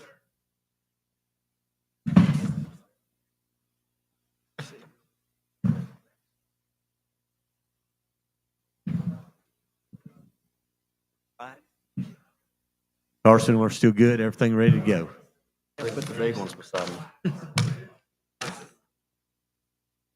Let's continue this morning with the Geraldine Bulldogs and Coach Michael Davis beginning his 5th year, I believe, as the head coach at Geraldine. Coach, if you'd let the guys introduce themselves or you introduce them, then some opening comments. Thank you. Sure, I'll let these guys introduce themselves. But first, I want to say, you know, I brought these 5 guys with me. They've done nothing but lead our team this offseason. Now, I'm speaking for these 5 here, but we have a room full of them. There were some things that we wanted to see this offseason, and these guys have done nothing but what we've asked and some. I'm speaking on their character. I'm speaking on who they are as individuals, and they represent us the right way. We'll let these guys start down here and let them introduce themselves. I'm Kason Armstrong, defensive end and tight end. Gabriel Garcia, middle linebacker and tight end. I'm Dylan Galloway. I'm a senior, and I play guard. Kenneth Watson, D-line, O-line. Eli Slaughter, senior, safety, fullback. Coach, coming out of summer, going into fall practice, could you talk about the improvement that you've seen in this football team and maybe some things you're going to have to work on going into the first game this year? Yeah, we picked up where we left off in the offseason. I felt like we've had a good of an offseason that we've had as far as attendance and consistency day in and day out. You know, when you hit that wall sometimes, and, you know, sometimes doing the same thing over and over sometimes isn't as fun, you know. And these guys, they found a way to bottle up that energy some days that they don't feel like really coming in there. And they found a way to bottle up energy and somehow get it out. So, you know, we've had a really good spring. We didn't have spring football. We had a really good spring as far as our change of direction and things we do, and in our weight room program. And then we just carried that right into summer. You know, summer we transitioned to 3 days a week. Those guys found a way to get better every day. They found a way regardless of the weather. You know how it is when during the summertime with weather, we found a way to get better regardless of what we have planned for them. We tried to challenge them every single day with different things. And then sometimes you're like, you know, you have this big plan worked out to where, you know, I'm going to get the guys today. I'm going to give them a gut check today. And then they go through it. It don't even seem like it phases them. You know, sometimes we question, are we doing enough, or do I need to put a little bit more on them? You know, but that's a testament to who they are and how they take care of their body and what they're putting into their body. And I I trust them from that standpoint, as far as player accountability and, doing things the right way off the field. These guys, I can say that we've really taken it next step from off the field, leading off the field the right way. Well, this question's for the guys. I mean, I've heard numerous things about Coach Davis, outstanding person. I hear a lot of stories from behind the scenes. Tell us individually what Coach Davis means to you, not only as a football coach, but what he means to you and how he develops you as a person. Well, Coach Davis is a really big influence religiously. He's always preaching to us about, getting right with God and stuff like that. And I mean, he really acts as like a second parent because, sometimes we're spending more time with him than we are at home. And yeah, I really appreciate him for that. Coach Davis to me is like a second father figure. He's really there whenever you need him, not just for the football standpoint, but if you ever need anything from him, religiously, emotionally, physically, anything, he will always be there. And that means a lot as a player for him. Coach Davis plays one of the biggest roles in my life. He just pushes me to be a better man and better player, and he most of all helps me out like spiritually and everything. Coach Davis is like a second father to me. He helps me with everything I got going on. He guides me in the right direction, and I thank him for that. Coach Davis to me has shaped me into a fine young man and getting me ready for the real world, and I just thank him for that. And just I know after I graduate, he's there and he'll help me through everything that I need done, and he's just going to be there for me. I want to ask the players this, and also, Coach, maybe you can comment on it. As leaders of this football team, you've worked out with your team this year. Talk about some of the young guys that are going to have to step up in positions this year that maybe not have got a lot of playing time last year, are going to have to step up, and you've seen step into that position as you worked out this summer. One of the guys I noticed definitely is Noah Butler. He hasn't got a ton of playing time in the past, but he's going to be one of our big linemen this year, and he's been getting better over the summer. For me, it's got to be Tucker Warner. He really is a younger guy that has to really step up this year, has to grow up and mature, not just in the football standpoint, but as well as a person. Jesse Jones, he's worked with me the whole winter and the summer. He's going to be a big part on the D-line and the O-line. For me, it's got to be Zeb Adams. He has to take a big role in the running back position this year, and I feel like he just needs to step up. For me, it's going to be Jacob Bryant, him, and Aiden Raines. Them guys this season, they're going to be some playmakers. Coach, you want to comment on that? All those are really good picks. I don't want to say any individual names. I'm going to leave some out. We have 6 seniors in our program. 4 of them are up here with me, and we have 2 at home, and I can speak on those 2 guys as well. But we have several guys that are going to have to step up and play a bigger role than they have in the past. We graduated 10 guys last year off of last year's team, and we have 6 seniors that have a lot of experience with one player in particular that didn't play last year in Cooper Johnson that we feel like can make an instant impact for our team. And we got to bridge the gap. We got to have some of those, those sophomore, junior groups, some of those guys that haven't necessarily started in the past step up. Well, Coach, it's obvious. I mean, you can tell by listening to the guys, this is a player-driven football team, obviously, and they communicate well. What are some of the strengths going into fall? Because naturally, you lose 10 seniors, you're going to have some interchangeable parts. But what do you see some of the strengths going into the fall season for this football team? It's really how close they are, and it's very. It means at our place, it still means something to play for Geraldine across the chest. it actually means something for them to put that purple jersey on. Or, Phil, what you said, the black jersey.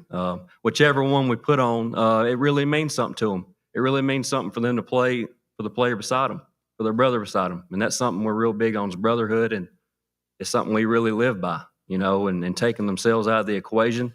When we're running, we're conditioning, we don't leave that field until the last guy gets done. And they understand that. They understand that, regardless of the role or where we're at on the field, like we're going to continue to, we always have a role. So like if you're done, you're cheering on the ones that are still running. If you're done in the weight room on your last set, you better find work. You better go cheer on the person that's still lifting. We always have a job, regardless of whatever 4 phases of the game. If you're on the field, special teams or offense or defense, or if you're on that sideline, that's our 4 phases of the game. You have a job and you have a role, and we're going to do it to the best of our ability. Coach, the last couple of years, you've won 21 games, I think, going, 21-5. You've really set the bar high for this Geraldine team. I want you to comment on it, and I want these guys to comment on it. What's it going to take to take that next step for this team this year to maybe get to that next game, that quarterfinal game, semifinal game, even a state championship game? I'll speak on it, and then I'll let them speak on it. What I see is we got to have, and this is anyone, you hit that wall in the middle of the season, of doing the same thing over and over and over and over, but you can't get bored with the small little things, the things that aren't really that fun.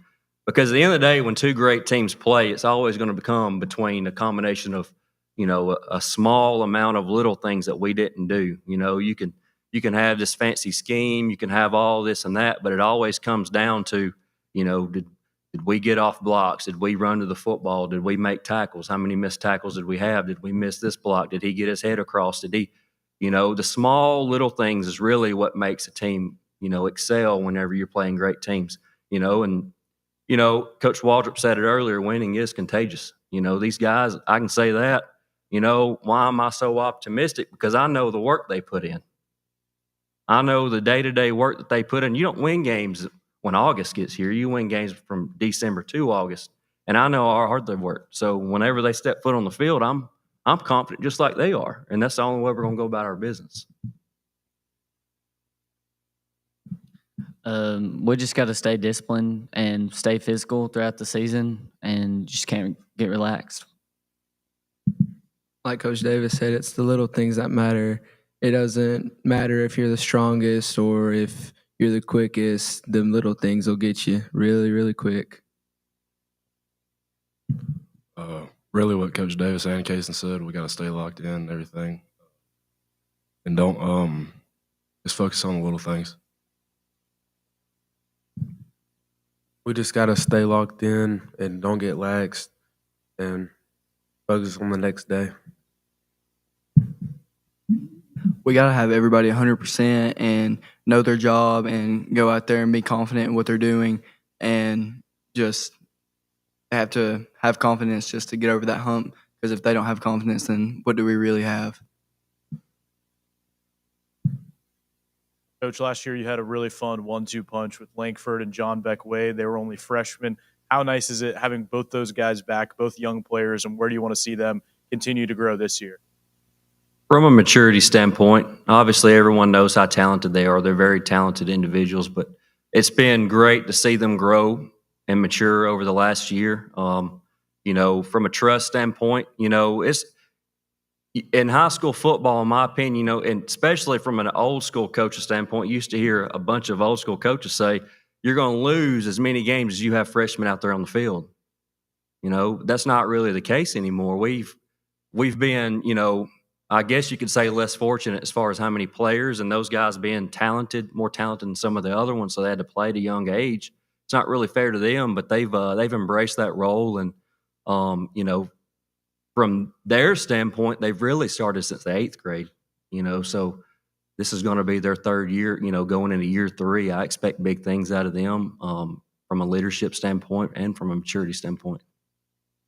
Well, Coach, one thing, Coach Benefield talked on it.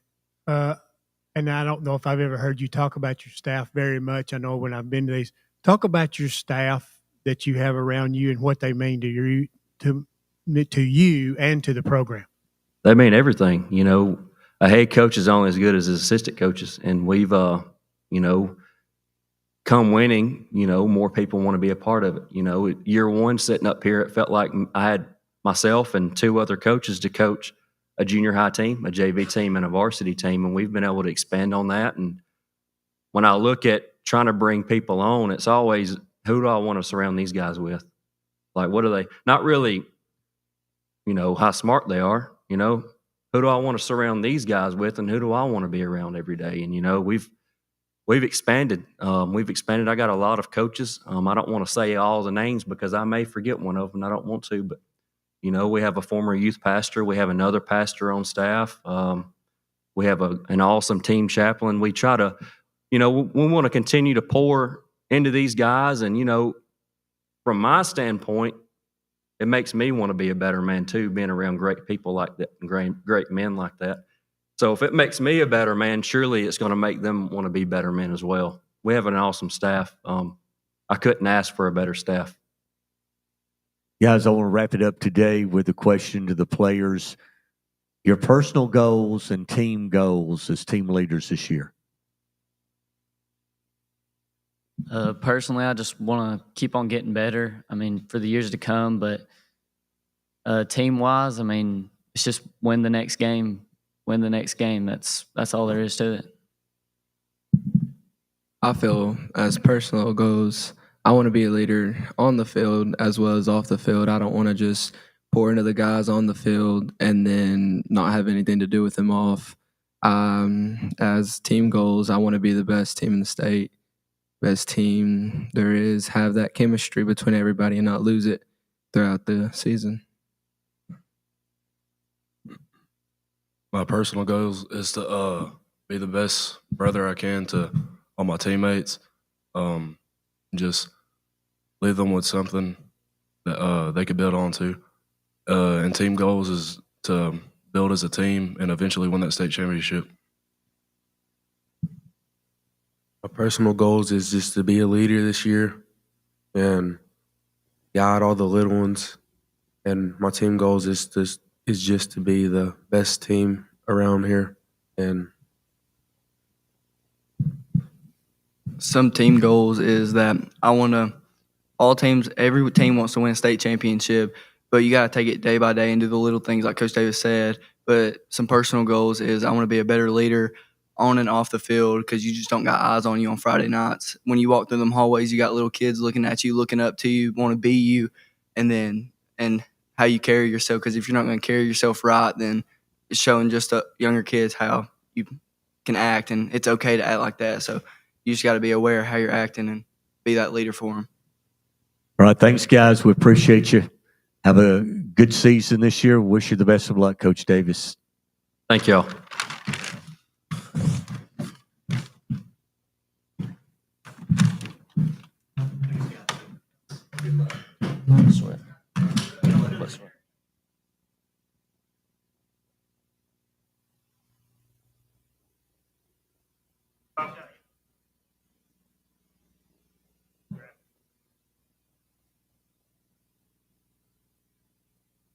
We got Coach Pruitt and the Plainview Bears coming up next.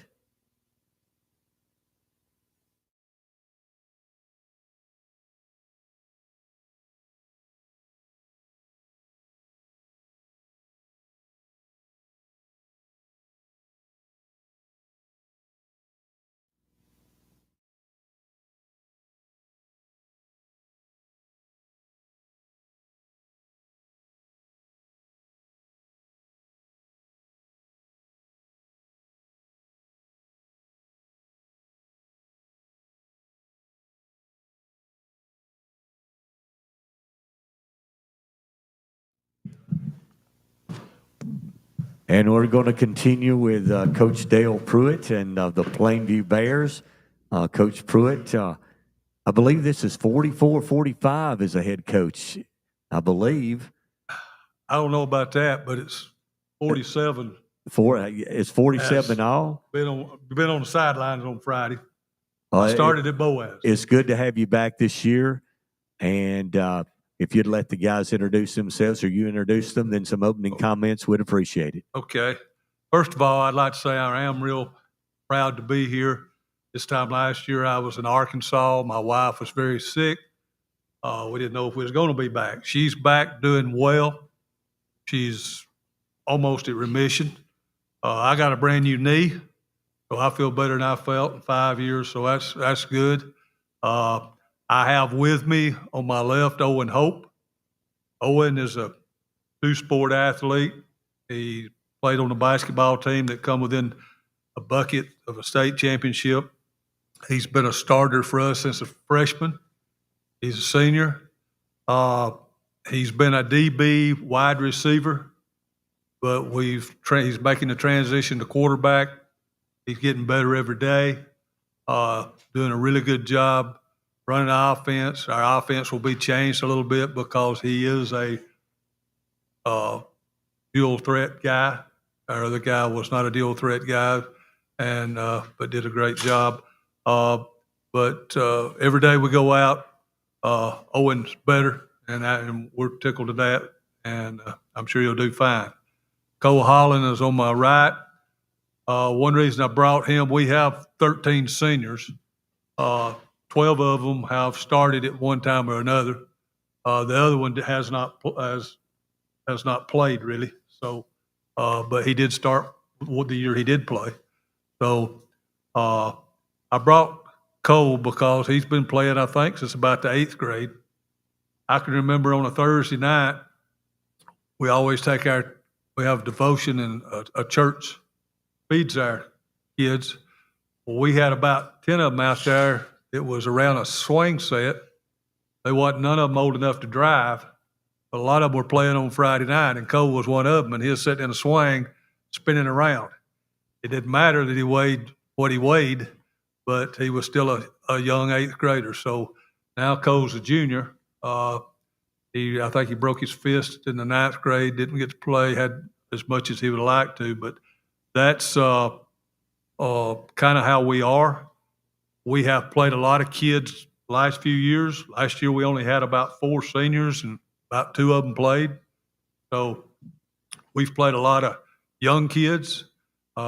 We've got 15 or so that have started at some time in their life. That don't necessarily mean that they were good enough to start. Sometimes you say, well, if you got that many players, they get all kind of experience. They're going to be great. One year I had a team like that when they were 10th graders, they won 3, and when they were seniors, they won 3. They didn't get better. I just had to deal with them for 3 years. So it could be either way. But this bunch is getting better, and we're glad of that. So at this time, you can ask us anything. We're excited. A little bit about my staff. Jeremy was up here last year. We've been very fortunate to have him while I was gone, and now that I'm back. So we also have Brad Bruce, Nathan Ledbetter, Elijah White, Cody Willingham, Josh Sandlin, Philip Jackson, Blake Holloway, and Patrick Blevins. Some of them are volunteers. Some of them are there all the time. Some of them aren't. But if you ask me if Jeremy will still have a large part, I'm not very smart, but I'm not a complete fool. Yes, he'll have a tremendous amount of part in the field. He's got a ring for every finger, so I figured he knows a little bit about high school football. So, where you like him and where you're not, that's the way it is. I'm not any smarter than I used to be, so you have to ask me real simple questions. Okay? Anything? Coach, coming out of the summer workouts, headed into preseason practice, the improvements you've seen this summer and maybe the things that you see that you need to work on headed into fall practice? Well, the number one thing was not that we didn't have a quarterback in the camp, but we had never worked a quarterback in the camp. We had 2 new guys that have moved in that are young quarterbacks, and we had 2 other guys we were looking at quarterback. Neither one of them had ever played quarterback. So that's not a position that you learn in 3 practices or whatever. So that had to be the big deal in the room. Everything else, we had people back or people had played there. At least we had a starting point. So I think that was the biggest thing. And I think we're very, very happy with what has happened over the summer about the maturity of our quarterback and the things that he can do, the things that we don't want to ask him to do. We played some 7-on-7s, and I don't have to tell you that Owens, that's not his greatest, even though he can throw the football, his greatest thing is his legs. He can run the football, and he can get it to the guys that we need to get it to. That's like another defense has to have another it's a little tougher to stop when your quarterback can run the ball. Anytime you got mobility at the quarterback position, that's another person you got to stop. And in the last 3 years, we've had a good quarterback. He just wasn't very mobile. He did his job and did a great job at what he could do. So this year we just got to change it a little bit, simplify it a little bit, and let the, like some people say, let the big dog eat because he can run. Okay, it would be crazy not to let him. Well, Coach, I want to talk about last year. I know one year doesn't really make a whole lot of difference to the next year, but last year, and I know you've been looking for a level of consistency with this football team. Last year, you guys put together pretty good halves the first half of the season, but the last half of the season, you guys started putting together 4 quarters and really finished up strong down the stretch, even though you didn't make the playoffs. Do you think that's going to carry over this year and that raises that level of expectation? Well, we hope so. Last year we started out 1-4. We ended up 4-1. Had a very good chance to get in the playoffs. Should have got in the playoff. We got the ball inside the 10. You get the football inside the 10. If you don't score, you don't win. It's really simple. We missed a field goal, dropped a touchdown pass, and was held. Okay, that was against Madison Academy, who had a pretty good football team. Okay, we went 1-4 in the first part of the season, and part of that was survival.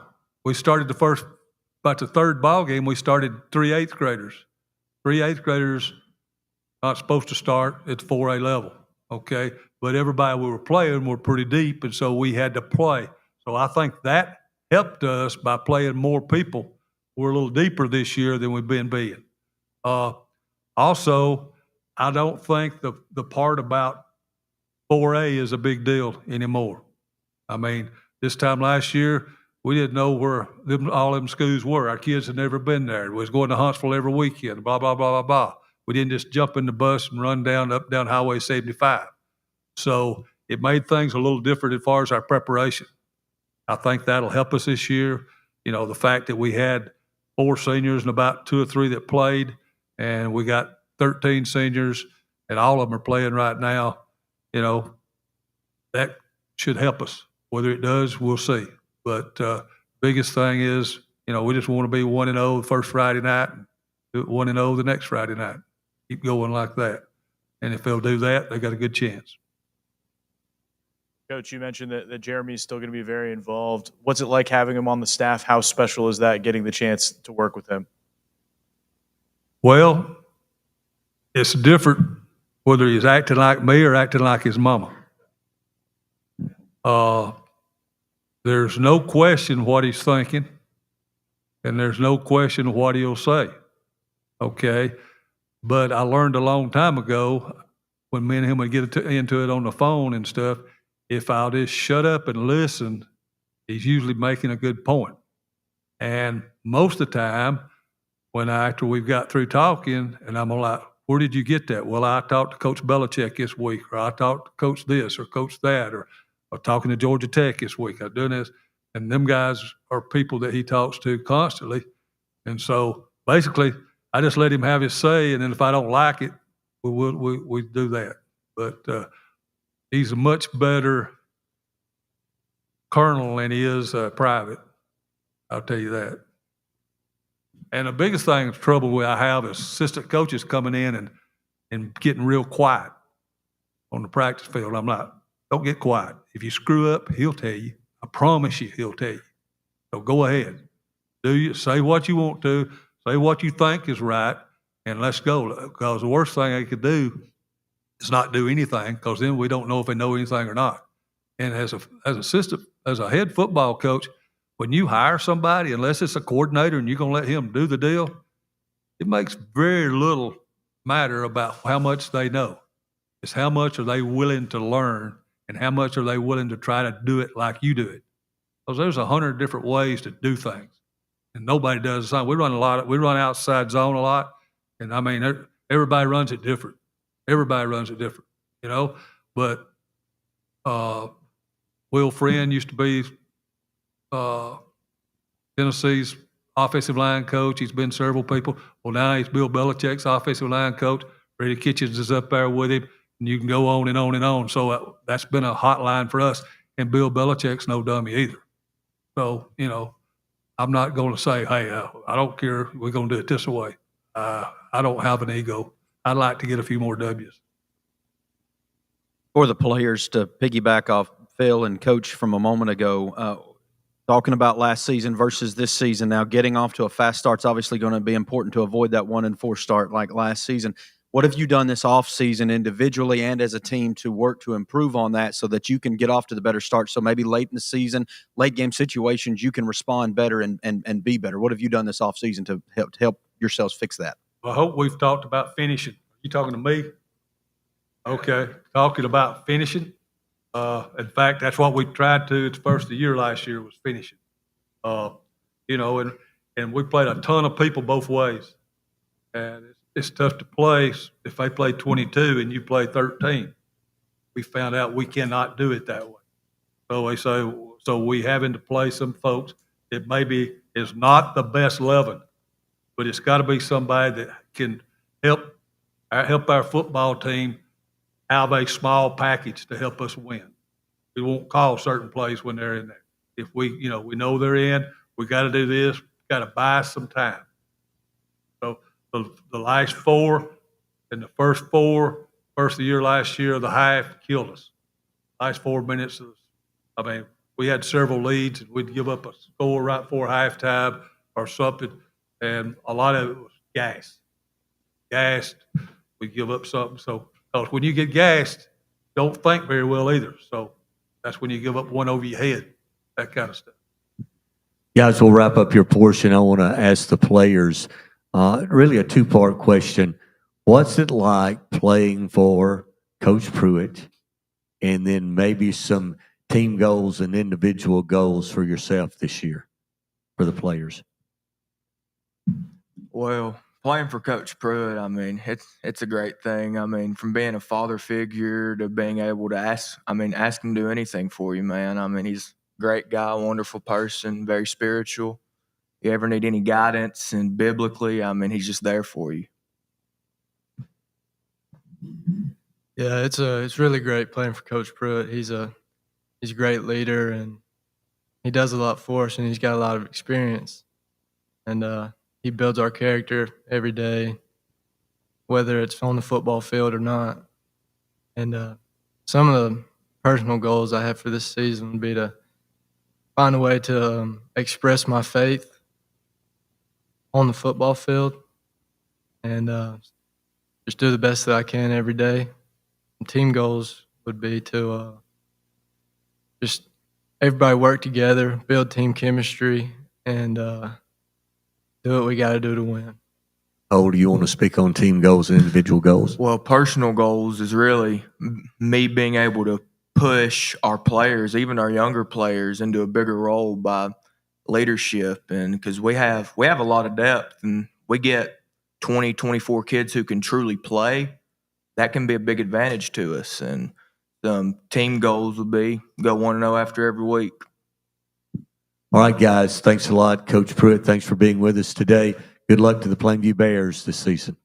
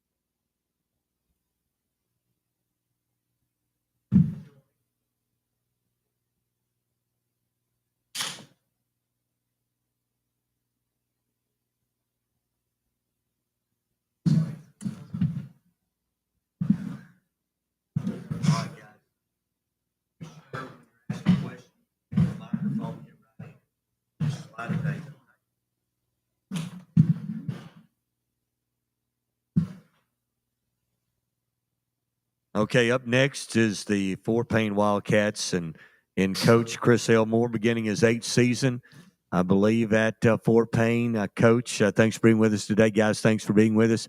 If you'd either introduce them or let them introduce themselves and some opening comments today. Yeah, I'll introduce him. On my far left is Blake Griggs, who will be our quarterback this year. He's played receiver for us the last 2 seasons. To my immediate left is Riker Engel, who's one of our outside linebacker safeties, was a starter for us last year. And to my right is Cooper Jackson, who was one of our starters at corner last year, who will be a big part of our defense again this year. And on my far right is Riker Shankles, who's started at receiver for us the last 2 years. All 4 of these guys are seniors. I'm proud about the fact that all 4 of these guys are baseball players too. We try to believe in the fact that you can play multiple sports and guys can be successful. And all 4 of these guys were a big part of our baseball team having a good season last year as well. Riker was a pitcher. Riker Engel was a pitcher. Blake and Shank were the middle infield guys, and Cooper was an outfielder and a pinch runner for us. So all 4 guys, big part of our football team last year. All 4 guys, big part of our baseball team, and hopefully it carries over to this year. As far as I say it every year, we're excited about the year. Fort Payne's a little bit different place in that, this morning was really probably the first time that we've had a chance to get every player, every coach together, probably since we played Oxford in October, just because, if things are going to happen in the summer, guys are going to be out, coaches may be out, vacations happen. And today was the first day we kind of got everybody back together again. And so it's exciting to be back in that mode. And we're looking forward to the next 4 weeks of trying to improve, one day at a time. And hopefully we can, be ready to play when that first game comes. Coach, talk about the things you did this summer to improve as a football team and maybe the things you've got to really work on before the first game coming up this fall. Well, we've got a lot of work to do. I mean, we do what we do every summer, which is try to focus on strength and speed, number one. We feel like that's the most important thing because we have so many guys that play multiple sports. They lift throughout the year, but it's obviously a little bit different lift for them because they're in the middle of the baseball season or middle of a track season or middle of wrestling, basketball, whatever it is. So we try to really focus as much as we can in the summer about as much about strength and speed and quickness as we can. And obviously we mix in as much football as possible in those days. But, and whether that's the right thing to do or I don't know for sure. Maybe it's not, but that's what we've always done. And now's the time for us to really get, real serious about what we're doing football wise. And I say it every year. We obviously want to come out of the gate hot. We want to play well early, but our main goal every year is to be playing the best football we can play in November. That's our main goal. And, we don't want to not play well early. I don't take that the wrong way. And we did not play well early last year. Part of that was Scottsboro and Gunnersville. They did a good job of just getting after us and taking care of business. But we learned a lot those first 2 games, and we improved and got better week by week. And we were playing the best we could play late in the season.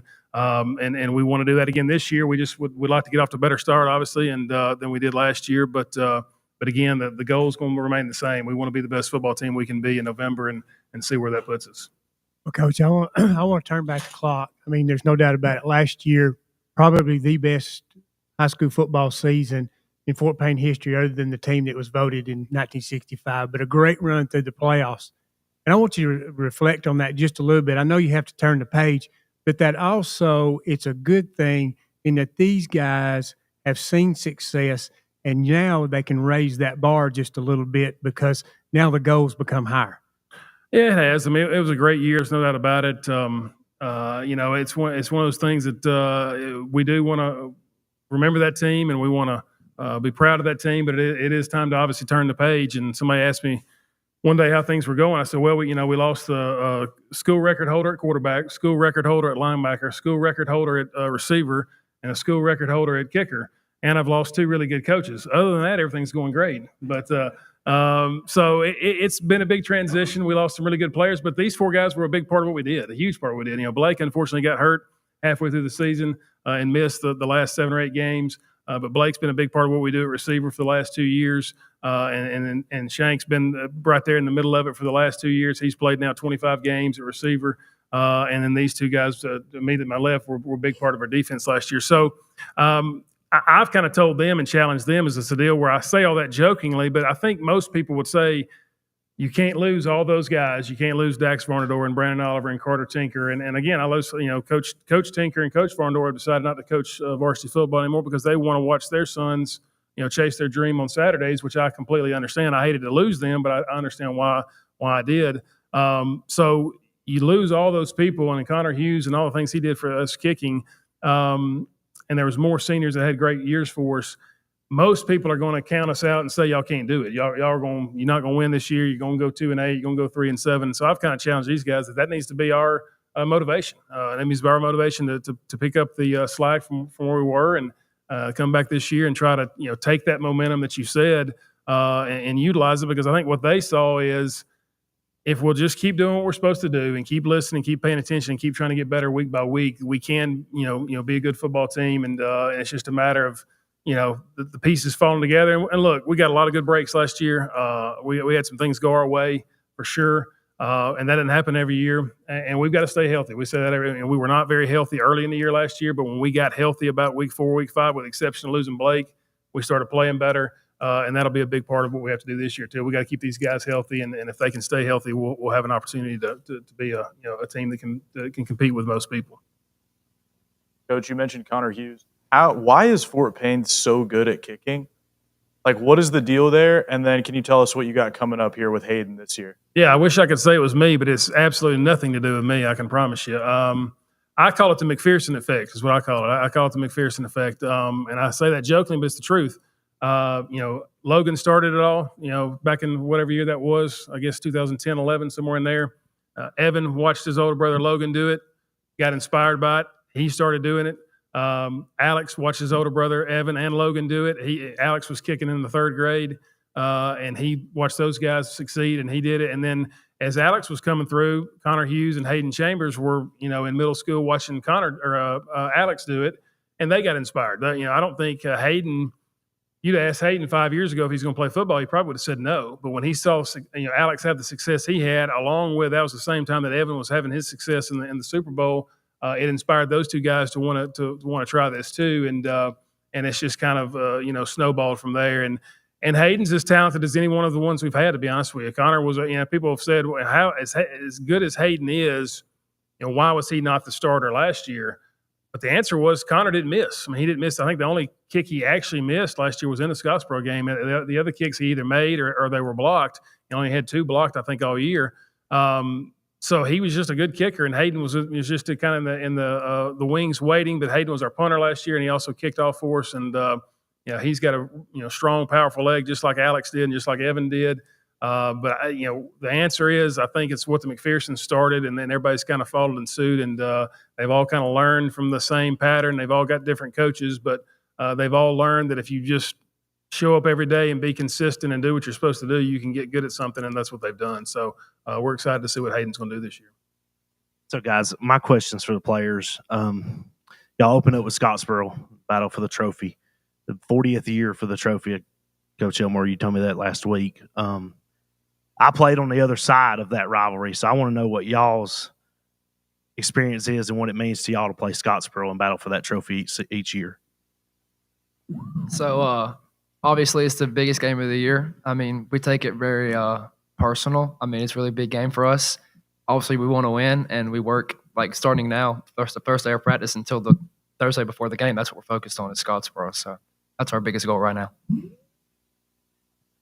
Yeah. Basically, going off of what he said, I mean, this whole summer it's been Scottsboro. It's been no one else. But, I mean, even if there's the last game of the year, we'd be focusing on Scottsboro before any other team. So, it's one of the biggest games of the year. Like they said, we've been focused on it since November after the last game of the season. That's what we're focused on. Yeah, we're just really focused on going 1-0 each week and just going out there and seeing what we can control each game and seeing what we can be able to accomplish each game of the week. And hopefully each of that 1-0 just keeps racking. You have a really good season after that. This question also for the players, and Coach, if you want to piggyback off them, I'd like to know, as leaders of the team, and you worked out with your team this year, some of the young guys that may not have got a lot of playing time last year is going to have to step up in bigger roles.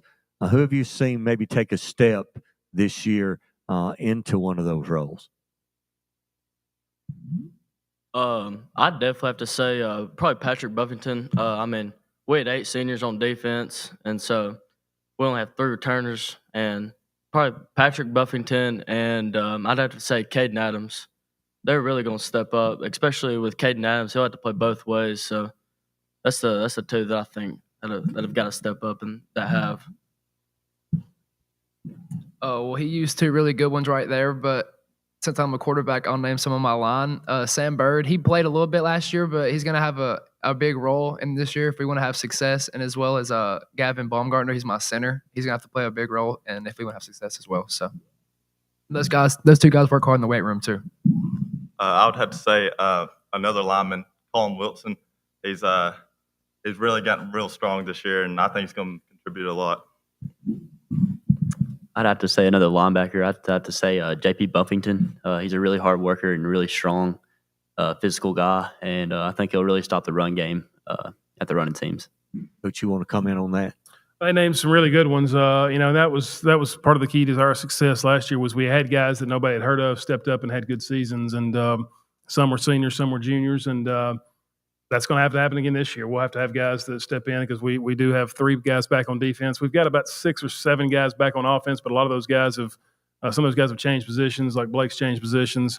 So we've got some holes to fill. But 2 guys I wasn't able to bring today that I've been a big part of our team is Carter Blaylock and Jaden Jackson have been huge parts of our team the last 2 years, and both those guys are back and excited to see what they're going to do as well. And Eli Goggins is another young guy that I think is a receiver that is going to have to step into some of those holes left by Brandon Oliver and some of those guys we lost. And he's had a really good offseason as well and played really well in JV games last year. And I think that's where it starts. You got to go out and play well on a Monday night before you can play well on Friday night. And all these guys did that when it was their time. And hopefully these guys that have been playing well on Monday nights will make that transition this year for sure. Well, Coach, 2-part question. Number 1, you talked about the 2 staff members you lost. Who did you bring in? Talk about your staff that you've had, because several have been around several years. And also, heavy losses on the offensive side of the ball, so you've got to find your playmakers. Are we going to see a little bit of a change in the offense or pretty much the same thing? I'll go first part. Every year you adapt. I mean, I think, I don't think you sit there and say this is our offense and we're going to run it no matter who lines up, because that's not the way high school football works. You take who you've got and you adapt, your schemes and your personnel groups and your formations that gives your players the best chance to succeed, and that's what we'll do again this year. And but we have certain things we believe in and that we're going to continue to try to do. And try to do it the best we can. But every year's and every even in the season last year we started the season with Scottsboro and Gunnersville. We were a big 4-wide team, and that's who we were, and that's what we had to do. And then Blake got hurt week 5, and we had to adapt. And then Carter Tinker started playing more offense, and we became a little bit more of a tight end team. And we were a different team the last 7 or 8 weeks because of injury. So it'll change. And as far as the staff goes, like I said, Coach Varnado and Coach Tinker were phenomenal coaches and phenomenal men. Coach Tinker's still going to be involved in our junior high program, and he still does our weight room. Coach Varnado will just be he'll just be coaching baseball only now from this point. But as far as who we really just kind of promoted from within. We've had some Matthew Shaddix played for me a few years ago. This will be I think this year I'll have 3 guys, I guess, now that have played for me that'll be coaching with us, and one of them junior high and 2 on the varsity. So I guess that shows you how old I'm. I feel like I'm young, but I guess I'm not young anymore. But 2 guys that have played for me are now coaching, and then basically we just kind of reshuffled. To be honest with you, we Coach Rogers was coaching offensive line with Coach Pinnell. He's moved over and he's going to do linebackers. Coach Peters will work more with tight ends and offensive line as opposed to receivers. And like I said, Coach Shaddix is going to come up and help with our DBs and receivers as well. So Coach Vinson, Coach Prater have been the mainstays for us on the defensive side of the ball for several years now, and Coach Camp as well. And then Coach Thomas, who played for me at Hueytown a long time ago, is one of our offensive coordinator.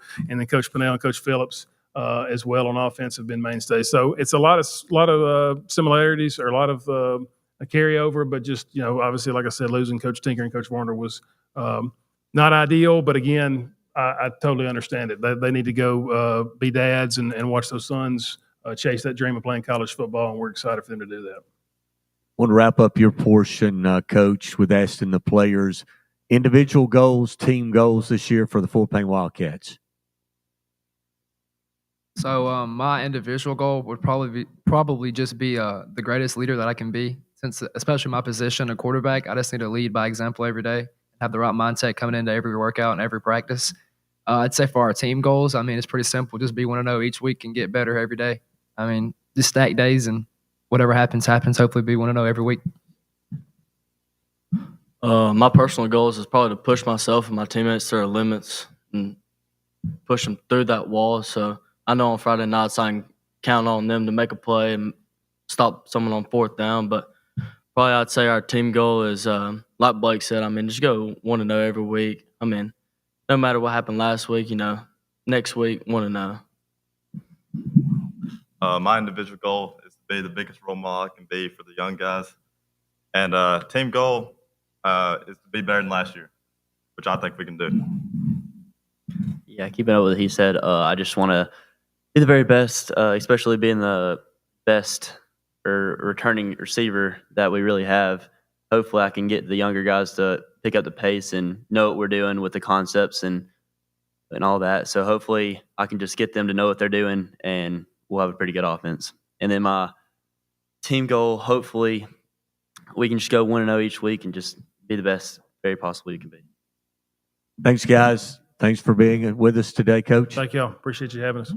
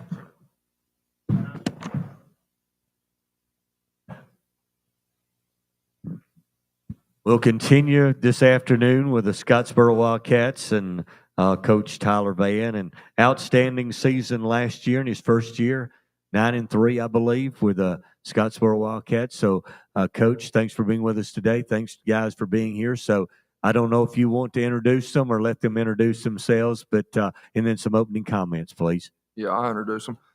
Starting on the far right, 57's Tegan Harris. He'll be a senior this year, plays D tackle and guard for us. Had a really good year last year. All these guys did. I won't talk about them individually. It'll be a minute. But Lawson Lee, 32, he'll play inside linebacker for us, played outside linebacker for us some last year. We don't have to move him inside. Jaden Gilbert, he plays T, Q, H, Z, everywhere for us on the offensive side. I got to find ways to get the guy the ball a little bit more. And then on the far end, Cohen Thompson, he'll play X for us. And all of these guys, I mean, they're here because there's the top 4 vote getters on the team for captain. So that should mean a lot. I go on that spiel every year about how important it is and how you should feel about getting all your team's vote and your teammates. And so it was good for these guys to be here. And I know this is a big group for us, and we're excited about the season. Worked really hard. Guys have been really good in the weight room. I mean, a year ago when I first got to Scottsboro, it was probably the weakest team that I've ever been a part of to start with. I can say that now because they've come a really long way. They've worked really hard in the weight room. They understand that that's what it takes to be successful is the weight room. If you're not in the weight room, in my opinion, you can't be a great football team. That's what we're trying to be. So super excited about this group, and I hope the year goes slow because I really enjoy coaching these guys and being around them. Coach, could you talk about your workouts this summer, heading into preseason practice, your improvements you've seen this summer, maybe improvements you need to see before your first game against Fort Payne? Yeah, guys have done a really good job just trying to put on good body weight. I think we were going to be light, we know, but our guys have done a really good job the entire offseason of putting on body weight and trying to get stronger. We're going to be young in the box. We're going to be older on the back end, but young in the box. We're replacing 7, 8 guys on the defense, and most of those guys are D linemen and inside linebackers. So we're going to be young there.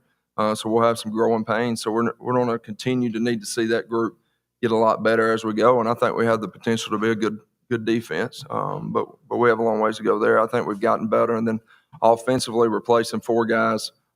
We know Jake Jones is one of those guys at quarterback, and that's another one that we hear about a lot. Like, we're not going to be a very good football team because we did lose a lot of seniors, and so our guys get to hear that a little bit. So we have that us versus everybody mentality where it's just, only people that it matters what we think is us. So don't listen to the outside noise. But our guys have done a really good job this summer of developing their skill and trying to get better, especially on the offensive side as well. Well, Coach, going into this year, and I want to speak about losing Jake Jones, but a lot of times in your offense, other teams scheme for that. I mean, they knew they had to stop 7. Mm-hmm. So this year, do you think this offense is going to be a lot more multiple in that they don't know where you're going to attack them from? Yeah, we'll be more multiple and throwing the football for sure. I think Tien's had a really good summer for us. Noah, we have receivers and people that we need to get the ball to. You got guys like Connor Vaden, Cohen, Gilbert, Poopy, everybody on that side that I need to do a better job of getting them the ball in space. And then in the backfield, you still have Jacoby. So, and Trayshawn's had a good summer. And you got Caden Holcomb. You have multiple guys, Eli Worthy, that can run the football. So just mixing up personnel. Groupings will probably be a little bit more frequent this year. We stayed in 12 personnel a lot last year. I think you'll see more 11, 12, more 11 than you saw last year. You probably saw us in 2 tight ends a lot. And was really run options with Jake Jones. Like, we were going to read somebody's going to keep it. Sometimes Jake was going to keep it because Jake wanted it, so at times, which is not a bad thing because Jake made some plays for us. And but this year we will be more multiple in what we do in the pass game for sure, and play action as well.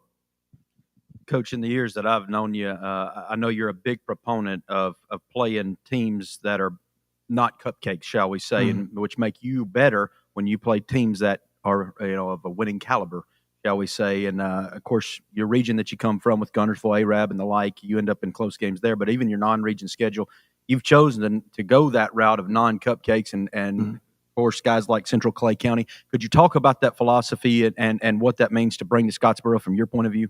Yeah, I inherited this schedule, and it was really good.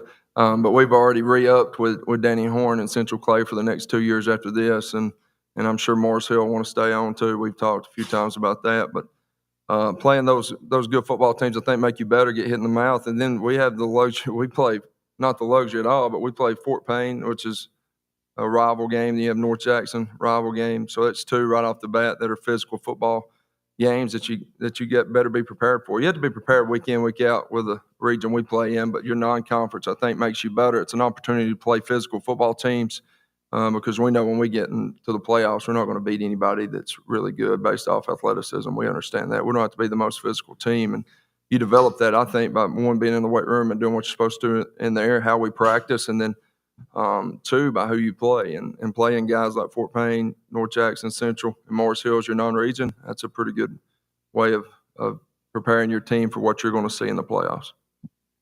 This question is for the players. Guys, coaches talked about the guys that you've lost. Not a lot of guys coming back. You are some of the guys. Talk about, as you've worked out this summer, some of the young guys that may not have got a lot of playing time last year that you think has got to step up into a bigger role this year. Yeah, for the defensive side of the ball, at least, we lost a lot of our D linemen last year. So I think Justin Baker is one of them, and then Zay Simpson is another one that has to step up for us this year on the defensive side of the ball. So I'll say receiver-wise, Connor Vaden, he'll have to step up for us. He also plays both ways, so him playing safety and receiver is going to help us out a lot.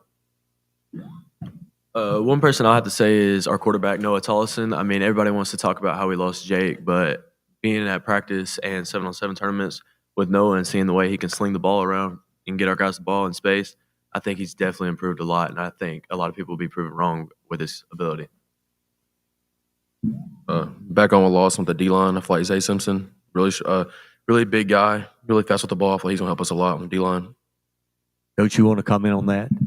Yeah, we have multiple guys that are younger that's going to have to play some big roles for us, some sophomores and juniors. We're junior heavy across the board on the back end. We have a few seniors there, one or two, or one that's going to be playing a little bit here and there. And rotating in a good bit. But we're going to be really young all across the defense. We'll have a few seniors on that side. Tegan will play defense. Lawson Lee will play some defense. I'm probably missing another senior or two. Not many. Start naming them off. But we're really young on that side, like I said. And you got guys like Cash and Kay Mateos, both juniors, going to be playing some big roles for us. They played a little bit last year. Cash played a lot. Kay kind of started spot playing later in the year. Those two guys gained a lot of weight, I think 40 pounds from the time we got there till now. So they're going to be playing some key roles for us. And we're young all over the field, honestly, on defense. And Aiden Steele and Zay Simpson, like they was talking about. Justin Baker, he's going to be a junior, but he hadn't played a lot of varsity Friday night football, for us. So Eli Worthy at end. So we're going to be young in spots, but I'm super excited about how hard they've worked and the weight that they put on. And that gives you confidence that the guys are going to go play hard and be physical. And that if we're not physical, that's what we're talking about all camp. We have to be the most physical team every Friday night. If we can't be that, we're not going to win. So I think those younger guys are going to have to step up, be a physical proponent for us. This also for the players. I think Coach mentioned earlier that the team has voted you four guys as captains.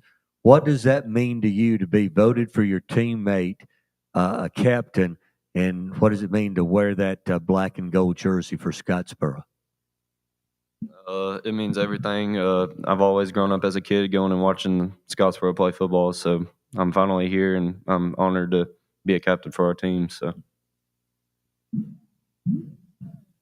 Yeah, I'll have to say it definitely means a lot to know that your teammates see you as a leader, and once you find that out, you got to step up with whether it be in practice or on Friday night. You got to step up and lead them the right way.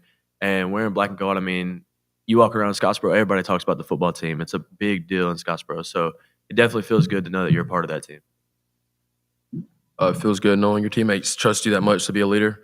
Like one of our coaches said today, being a leader is fun until it isn't. Like nobody wants to be that guy that's, when you're down 21-0, you're just everybody's yelling at each other. I mean, you have to be that guy that calm everybody down and be like, let's get back in this game. Like against Arab, we were down early and then we had to come back and pull it out. So it feels great knowing your teammates trust you enough to be a leader on the team. It feels great knowing your teammates look up to you that much, and means a lot. Well, Coach Van, I want to ask you this. Last year when you come in, you talked about getting terminology, getting these guys in the weight room, getting them stronger. And yes, you had a lot of heavy losses last year, but this year they're probably stronger than they were at this time last year. These younger players are. So now I guess you can spend a whole lot more time teaching rather than have to coach, because these guys should be player driven.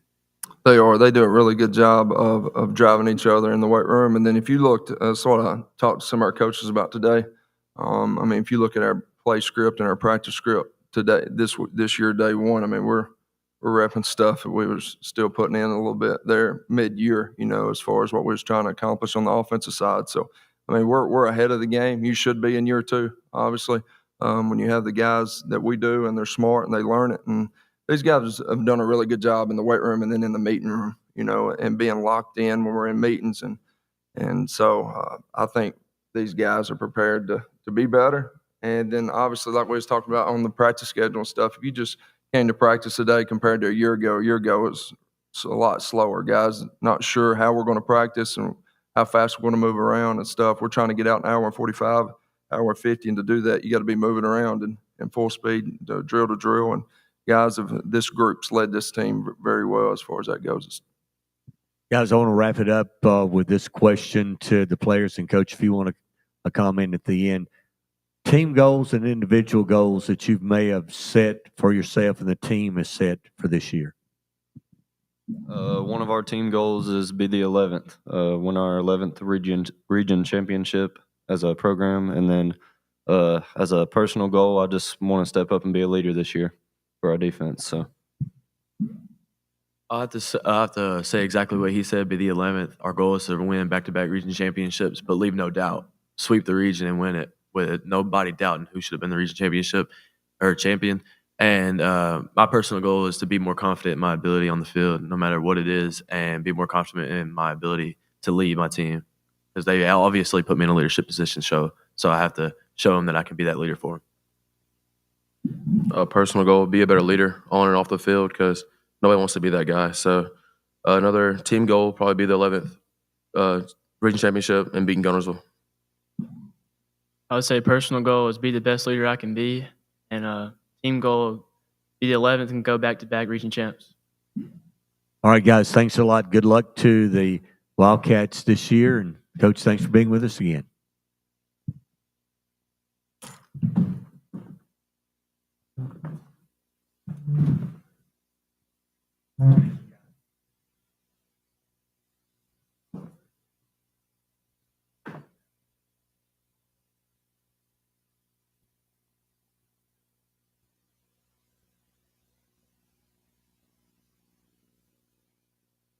All right, Monk, you're going to let Coach Hollis come to the front.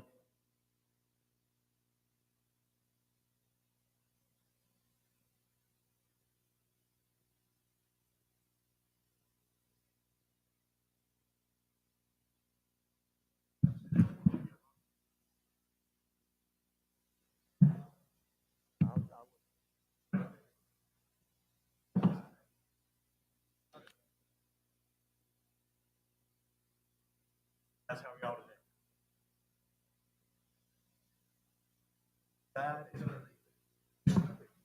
Just two of you? Yep. Coach, you got your Okay, good. roster. Yes. My printer wasn't working this morning, so I.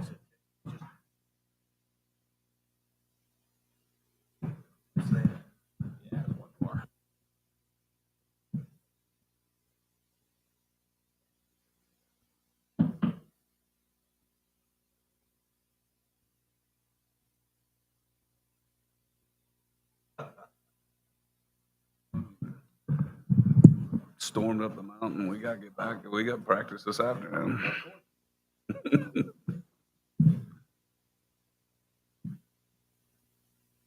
All right, we're going to continue with the North Jackson Chiefs and Coach Joe Hollis, beginning his 5th year at North Jackson. Coach, thanks for being with us again today. If you'll let the players introduce or you introduce them and some opening comments from you, please. All right, we've got Boone Thomas to my left. He's a senior. He's been a 4-year starter for us at the offensive line. Been an all-region caliber player all 4 years, senior leader. And to my right, we've got Caden Pace. He's a receiver and safety. Was a two-way player of the year in our region last year and is one of our biggest leaders on and off the field. So we're proud of these guys, and they're here to represent us at North Jackson. Yeah, I just want to start, this is year 12 for me at North Jackson, year 5 as the head football coach, and North Jackson is a special place.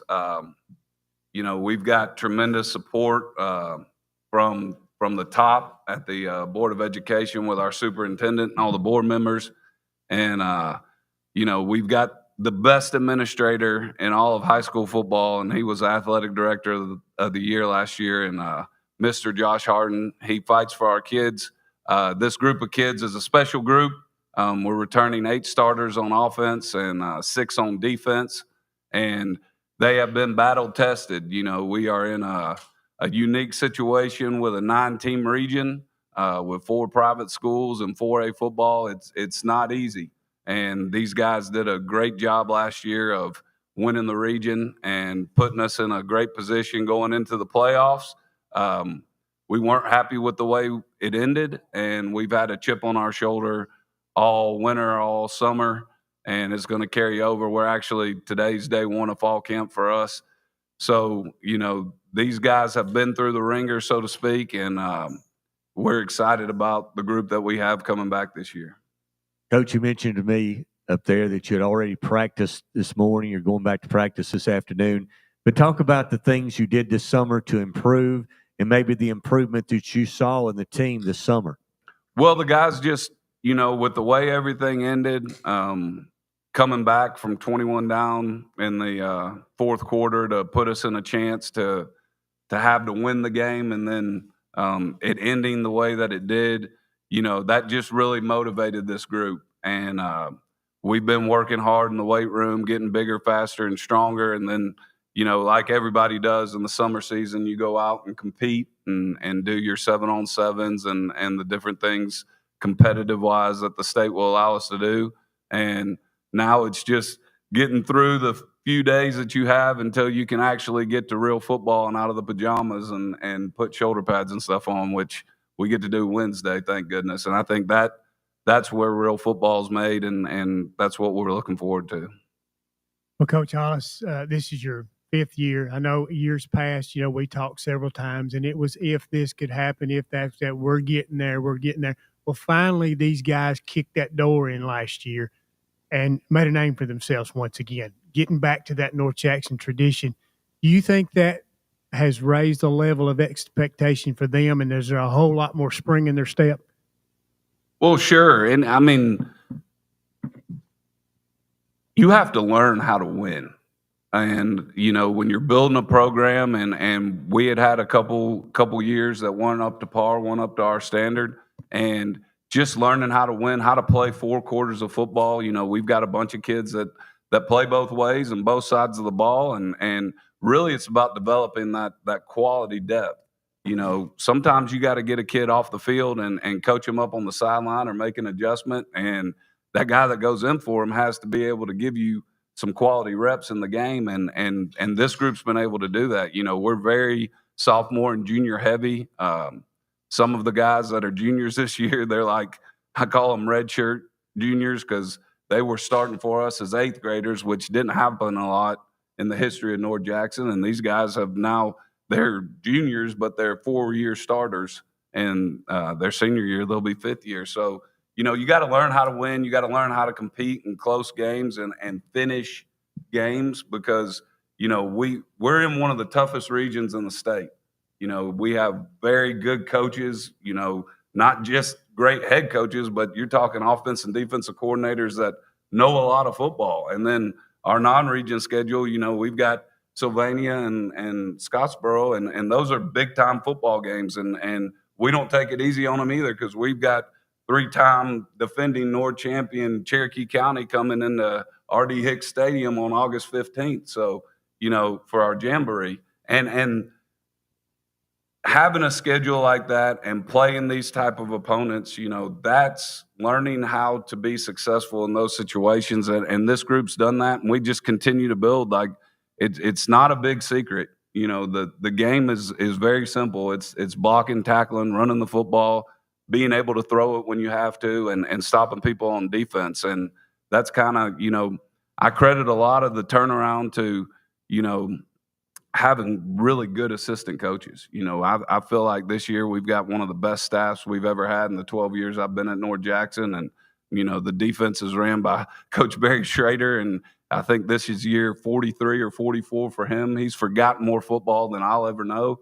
And having that and growing a lot of former players, I think we've got 4 or 5 former players on the staff that understand what it means to be a chief and what you have to do at North Jackson to be successful. And our kids look up to those guys, and they've been there, done that. And surrounding your guys with those players and coaches, that's exactly what it takes. This question is for the players, and Coach, maybe you can comment after they comment. 8-3 last year, you made the playoffs, you lost the first round. And has that raised expectations for you and this football team as you prepare for a year? It definitely raised. Definitely, we come back during workouts, work hard, and then we go practice, work hard, all for playoffs. We ain't even worried about the region as much as playoffs. We're trying to go deeper in the playoffs. Yeah, definitely what he said. The expectations have definitely been raised. We just want to be in the playoffs. Like, we were so close. We're really focusing on that. We also want to be region champs again. Yeah, winning the region is the first goal, and the second goal is, you're trying to make a run as far as you can in the playoffs. We want to play 15 games. That's the goal for everybody. we don't make a plan to lose. You're out there every time you strap on the helmet, and you want to win. So the end game is to make it all the way, and you got to take that week by week and build off what you did last year, and then fix the mistakes that you made and don't make them again. Coach, Diego Holt was such an important part of your team last year. You expect to be those new go-to guys on offense this season? No, Diego was a great player for us, had tremendous success on both sides of the football, but that's part of the chip on the shoulder. I heard Coach Van say it earlier, you replace guys, but you do it by committee. We've got Nick Price Jr. returning. He played a lot of running back for us. He's one of those 8th graders that's in his 4th year. We've got quarterback Creed Richardson coming back. He's going to be a sophomore.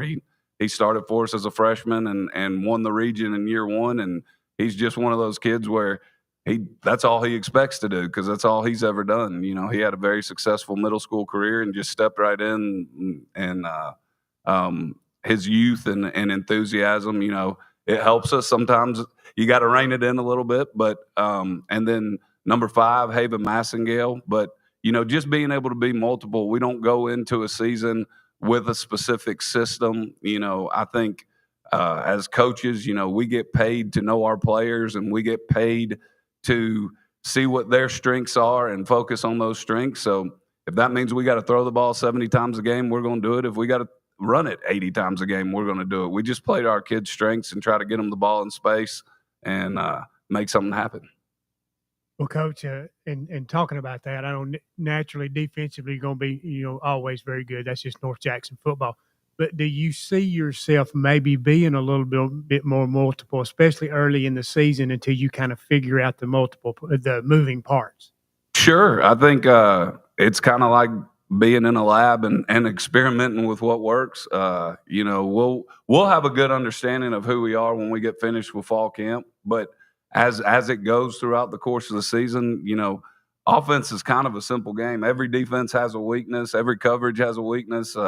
You just try to figure out what that weakness is and exploit it. And, offensively, you can do that by running or throwing the football. So we try to get in and have a good plan. And then the really good coaches and teams, make halftimes adjustments and give a different look to the defense and try to attack those areas. So, no, defensively, we're still going to be who we are. That really hasn't changed. That mold was set in 1988 and hadn't really adjusted. So. All right, this question for the players, guys.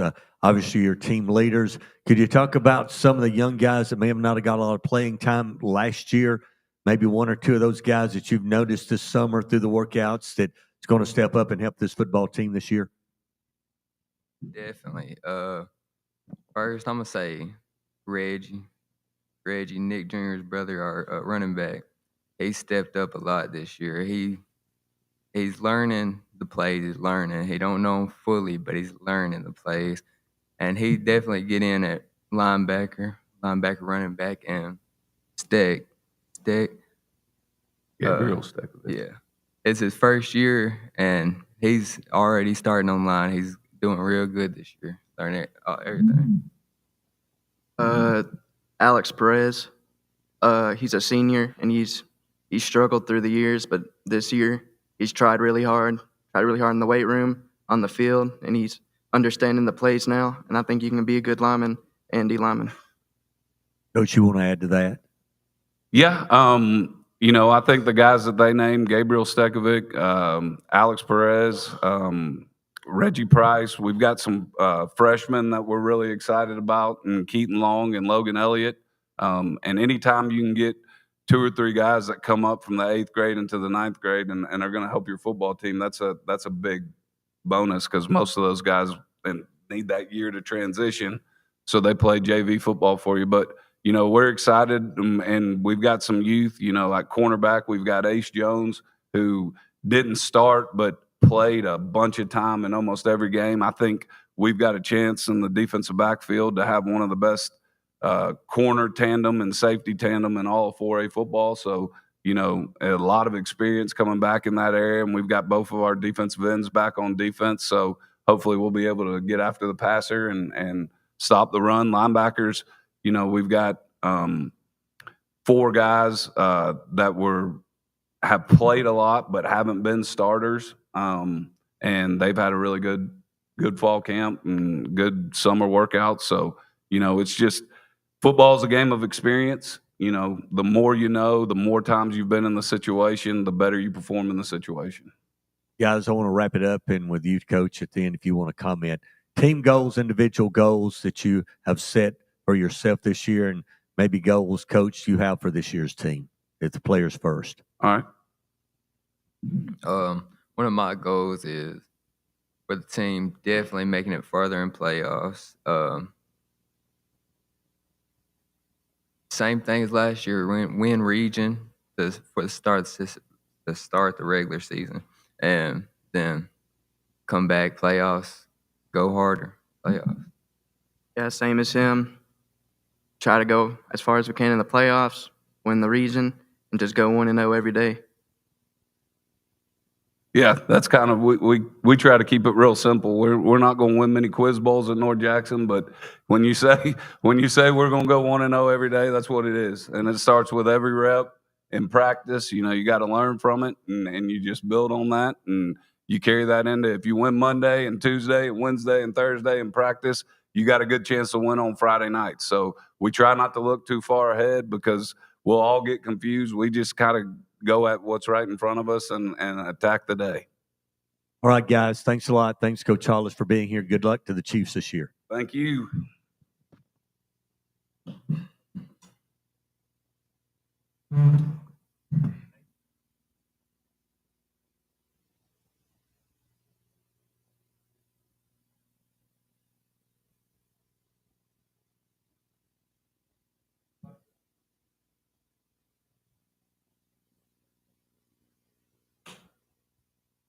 Coach Gilbert, you want to come on up?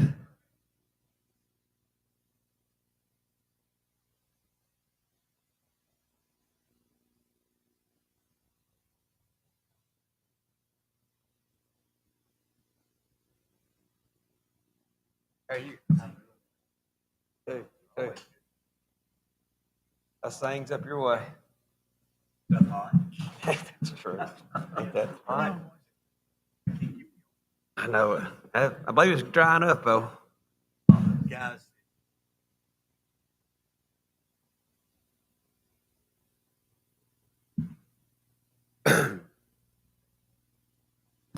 Up next is the Pisgah Eagles and Coach Adam Gilbert. And Coach, it's good to see you as head coach again.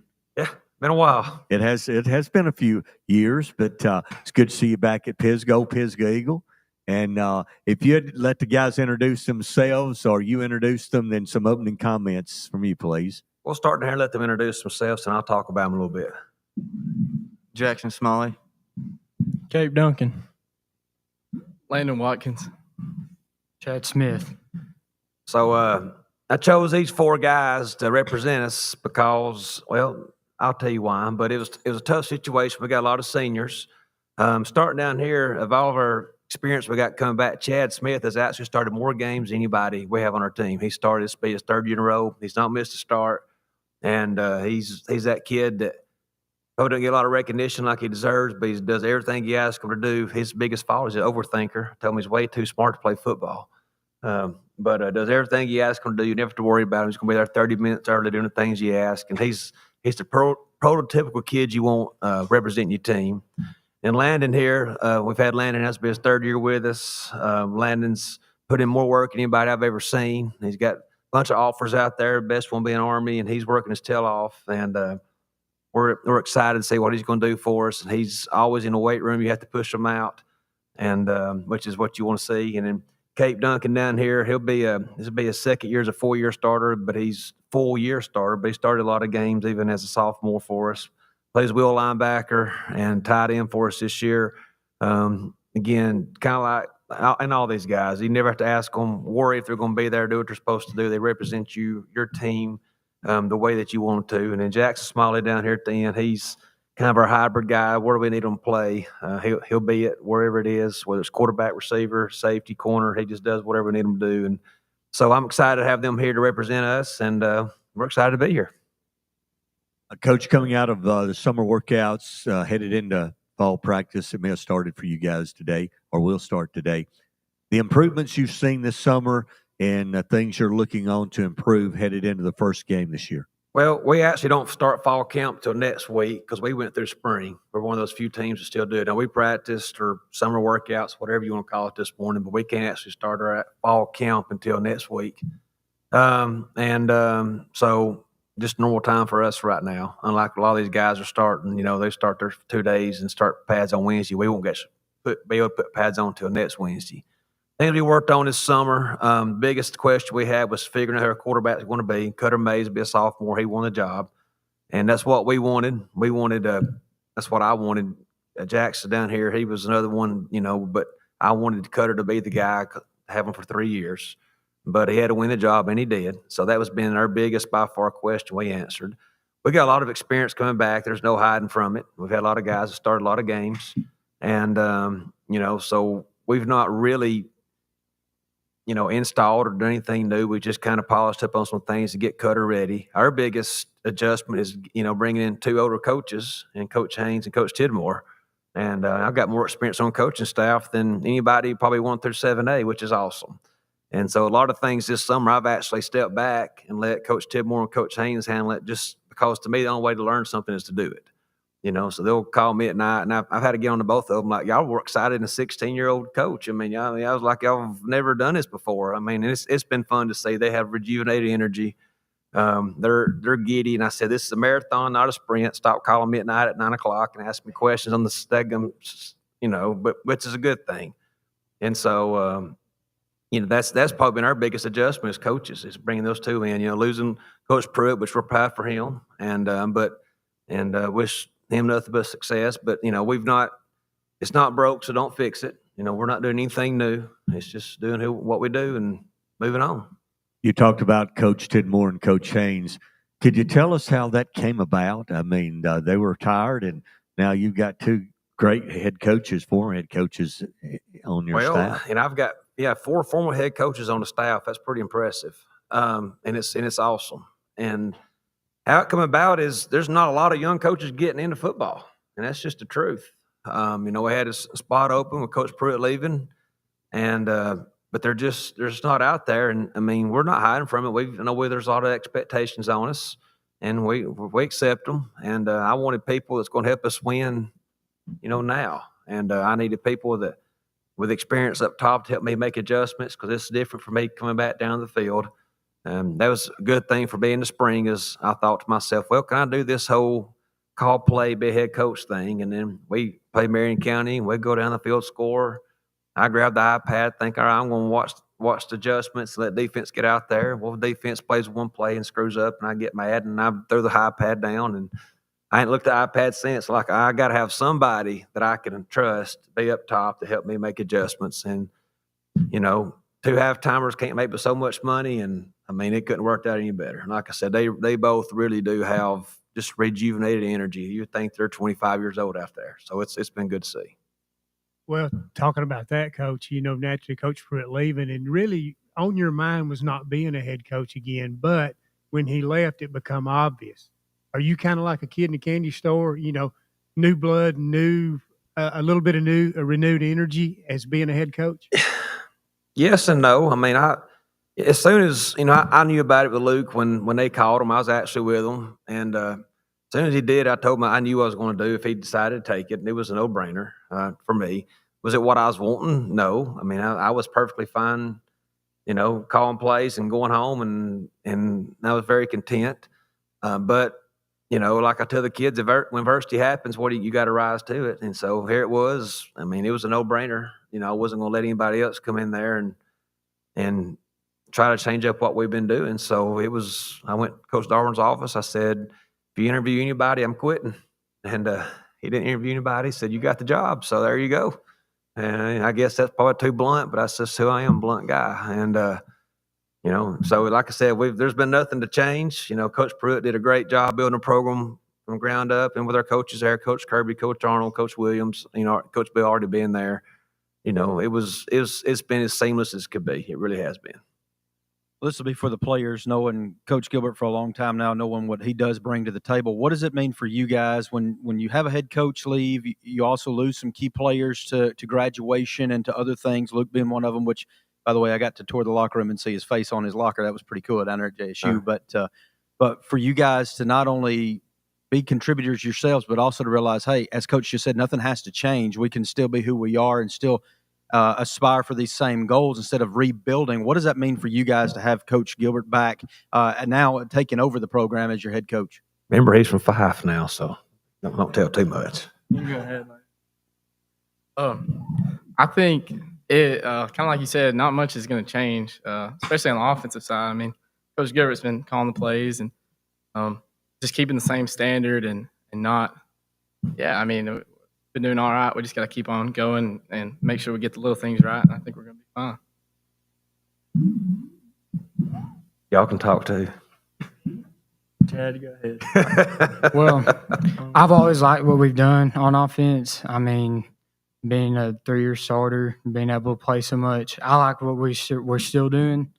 And, you know, it just feels the same. It feels like we got right back into it after losing our coach and getting Coach Gilbert in. We got right back into it. So I feel good about, you know, everything we've done for, you know, since Coach Pruitt had left.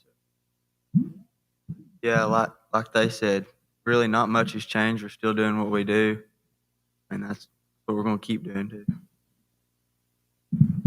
Pretty much what they touched on, but we're just glad to have Coach Gilbert, and I don't think Coach Pruitt leaving hurt the team much, and I think we're who we are, and we're going to be good. Well, Coach, you know, you lost Luke Gilbert last year. No secret about that. He was kind of the center point of the offense, and I know you're proud for him, you know, being dad, being at Jacksonville State.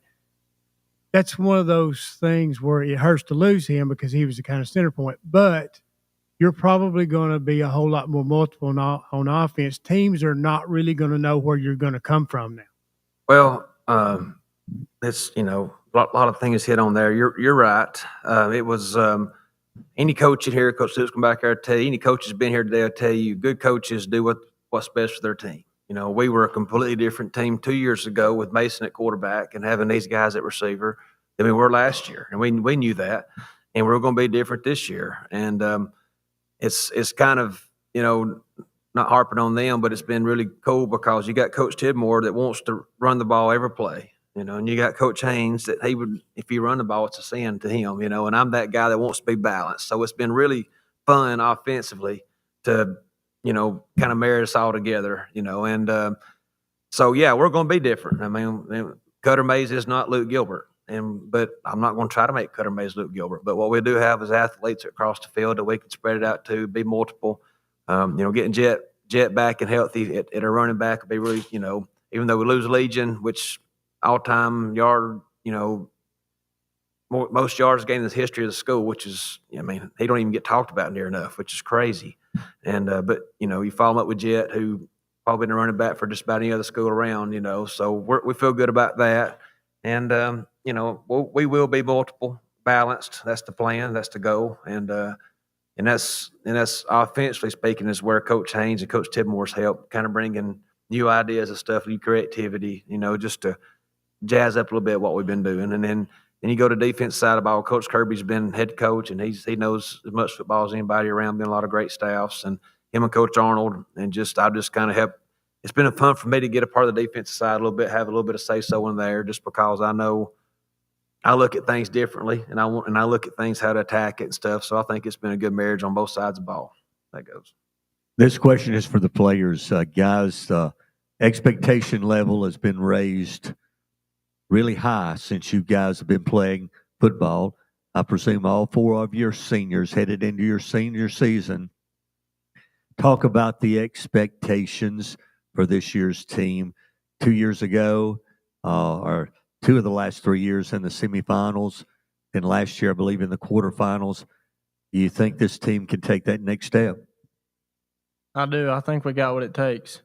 I think we can. We're just going to take it week by week and just do what we do and just not look at the big picture. Just take it week by week and let that lead us and see where that takes us.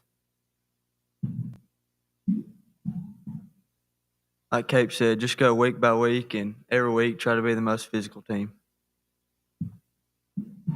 I think, like you said, it's kind of an expectation to be really good, and I think we have so many good players returning in a big senior class. I think I really expect us to go all the way with it, and yeah, I'm blessed to be here for a couple great years. I never really got to be on a bad team here, so and just got to keep doing that, and keep winning. Like what they said, I feel like we can take that next step. You know, we're still getting better, we're still learning, but most importantly, we're maturing. You know, we have some younger kids like Wayne Smith. He's gotten stronger, and he pushes us. He pushes us on the O line, wants us to get better. So, you know, we can get there this year, I believe. Coach, I'm going to wrap it up with you. Can this team get all the way to the state championship? Is the expectation there with the staff and with the team? What do you think to wrap it up today? Well, I mean, again, I don't hide from expectations. Is it going to be difficult? Oh, yeah. I mean, our region is going to be a lot better than it was last year, highly competitive. You know, you've got that to worry about. Then you've got a lot of great teams in the north. But is our expectation to make it? Yeah, 100%. There's no reason to hide from it. That's our goal. You know, playing, we feel like we're doing it. Our region's tough, playing Plainview, Sylvania, Randolph, of course, Fife, and non-region is the challenges. I heard Coach Haas talking about that in North Jackson, which I agree 100%. You know, you want to challenge your kids, and so we don't have any weeks. We feel like we're just going to walk out there and just win. I mean, we've got to work each week and get better. But our goal has been, you know, never satisfied. That's who we are. We're not satisfied where we're at. Has it been great? Yes. And, you know, we won a lot of games, and we're thankful for that, but we're not satisfied. And, you know, and I think that the chip on the shoulder to hear people say, well, you lost Luke, you know, Legion, JJ, and all these things, which great players, but okay, that's life, you know. And it's been a motivational factor to them when you know, I'd like to get on their tail, but I can't because they work hard and they bring it every day, and it's been fun to be a part of. And we're just excited to get started on Monday and see where it takes us. All right, thanks, guys. Good luck to the Pittsburgh Eagles this year.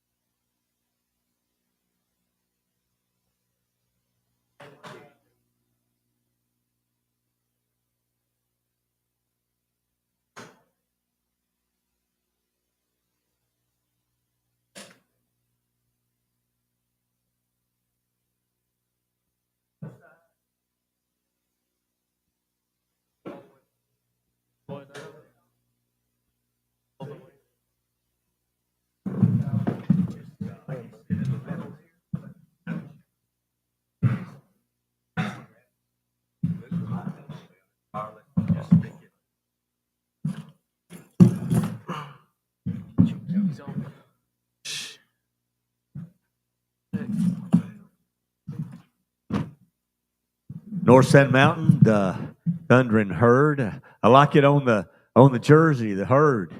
There on the jersey, Coach Jay Lipscomb. Second season for North Sand Mountain. And Coach, if you'd introduce the players or let them introduce themselves and maybe some opening comments today from you. Yes, sir. I'll let them introduce themselves. Jack Johnson. Kay Davis.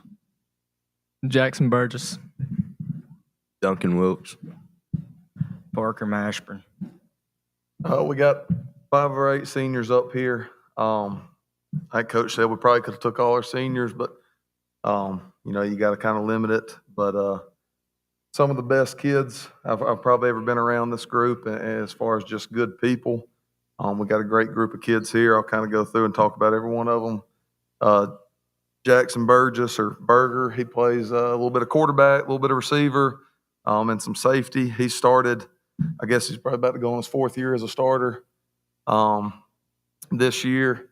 Beside him, we got Cade Davis. He plays linebacker, running back, receiver. Pretty much all these guys kind of play a little bit of everything.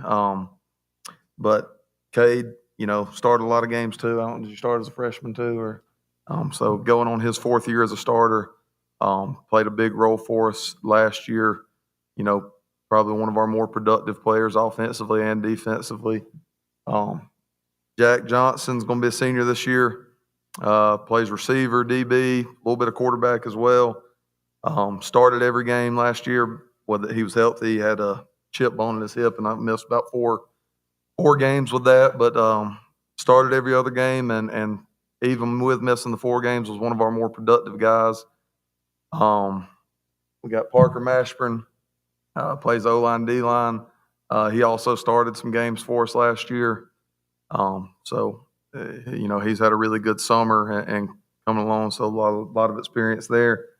And then we got Duncan Wilkes, who's also started games for a few years, plays corner and receiver. So like I said, great kids, and also a lot of experience with them. I think we tallied it up yesterday. We were talking about it. We've got 16. I calculated it wrong yesterday. We got 16 upperclassmen, juniors and seniors, and 13 of them have started multiple varsity games over the course of their career. Two of those 16, it's their first year playing, so they haven't. And then one of them played a little bit as a freshman and then had to have surgery and hasn't played since till this year.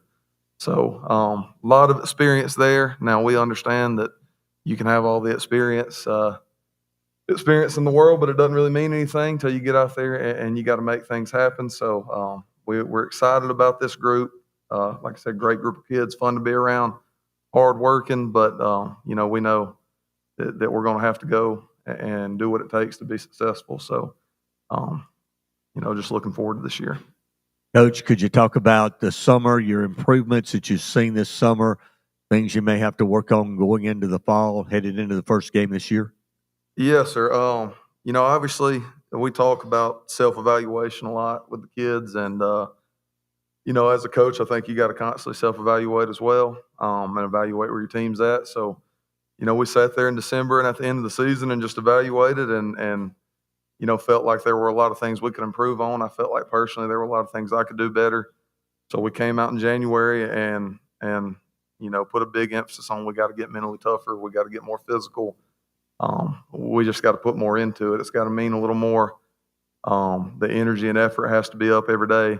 And we really started pushing that in January. Now, we didn't have all these guys because they all play basketball, baseball, golf, different sports. But with the guys we had from January and then as pieces added, then we've rolled into the summer. And we've really challenged them this summer, pushed them extremely hard. A lot of times you need somebody to calm you down. I feel like, some of our assistant coaches have done the opposite where we'll try to push them and I'll be like, all right, can we do more? You think that's enough? And they're like, no, we can keep pushing them more. And so we've made it extremely hard on them and pushed them, and they've responded well. We've had a really good summer. We've done a lot, different team building things this summer. I feel like we got a pretty close group. The summer's been positive. They've worked extremely hard, but again, it goes back to what I said. We can work extremely hard. We can have a great summer. We can do all those things and check all those boxes, but it really doesn't mean anything until you get out there on Friday night and play. It just nothing's promised, and we got to go make it happen. So as far as improvements, obviously before the season, we just got to shore up some things offensively and defensively. We kind of got a few guys rotating in at quarterback right now, and it could be a little multiple system there. But like I said, just more reps is going to be good because we did football stuff this summer, but our heavy focus has just been on, getting mentally and physically tougher and stronger and doing those things. So, well, Coach, last year you hit the ground running, first year. These guys didn't know you. You didn't know them. So now you've got a year under your belt. And you talked about it was a big learning curve for you also. Year two, do you feel a lot more comfortable with these guys? They kind of know what to expect, but it makes them a little more player-driven rather than coach-driven. So are you able to do a lot more teaching now than so much on the coaching standpoint? Absolutely. We've talked, like I said, we talked about a lot of our guys have experience, and with that, it should come with knowing what's expected and what it takes, and what's not going to get it done and what is going to get it done. So obviously, just after a year, you get more comfortable with that, and like I said, constantly self-evaluating. I sat down at the end of last year, first year as a head coach, and looked at myself in the mirror and was like, all right, these are the things I did not do well, and I've got to do a better job of. And I feel like going into this year with the experience we have, and then just me having a year under my belt, I've been able to focus more on football and coaching and teaching because, if you've never done it, it kind of gets overwhelming with all the other stuff you got to do outside of coaching. So I feel like I got a better grasp on that part, and then I've really put the focus back into coaching. So, and then they've made it easy because they work extremely hard, and it's not a group you got to fuss at all the time, which I do fuss a lot, but they usually work pretty hard and push themselves and are accountable. So it's been easy as far as that, and just like I said, they know me, know what to expect from me, and I know them and know what I expect to get out of them, and it just kind of works together in that aspect. This is for the players. You've had a year to get to know him. I want to know individually, what is your thoughts on Coach Lipscomb so far?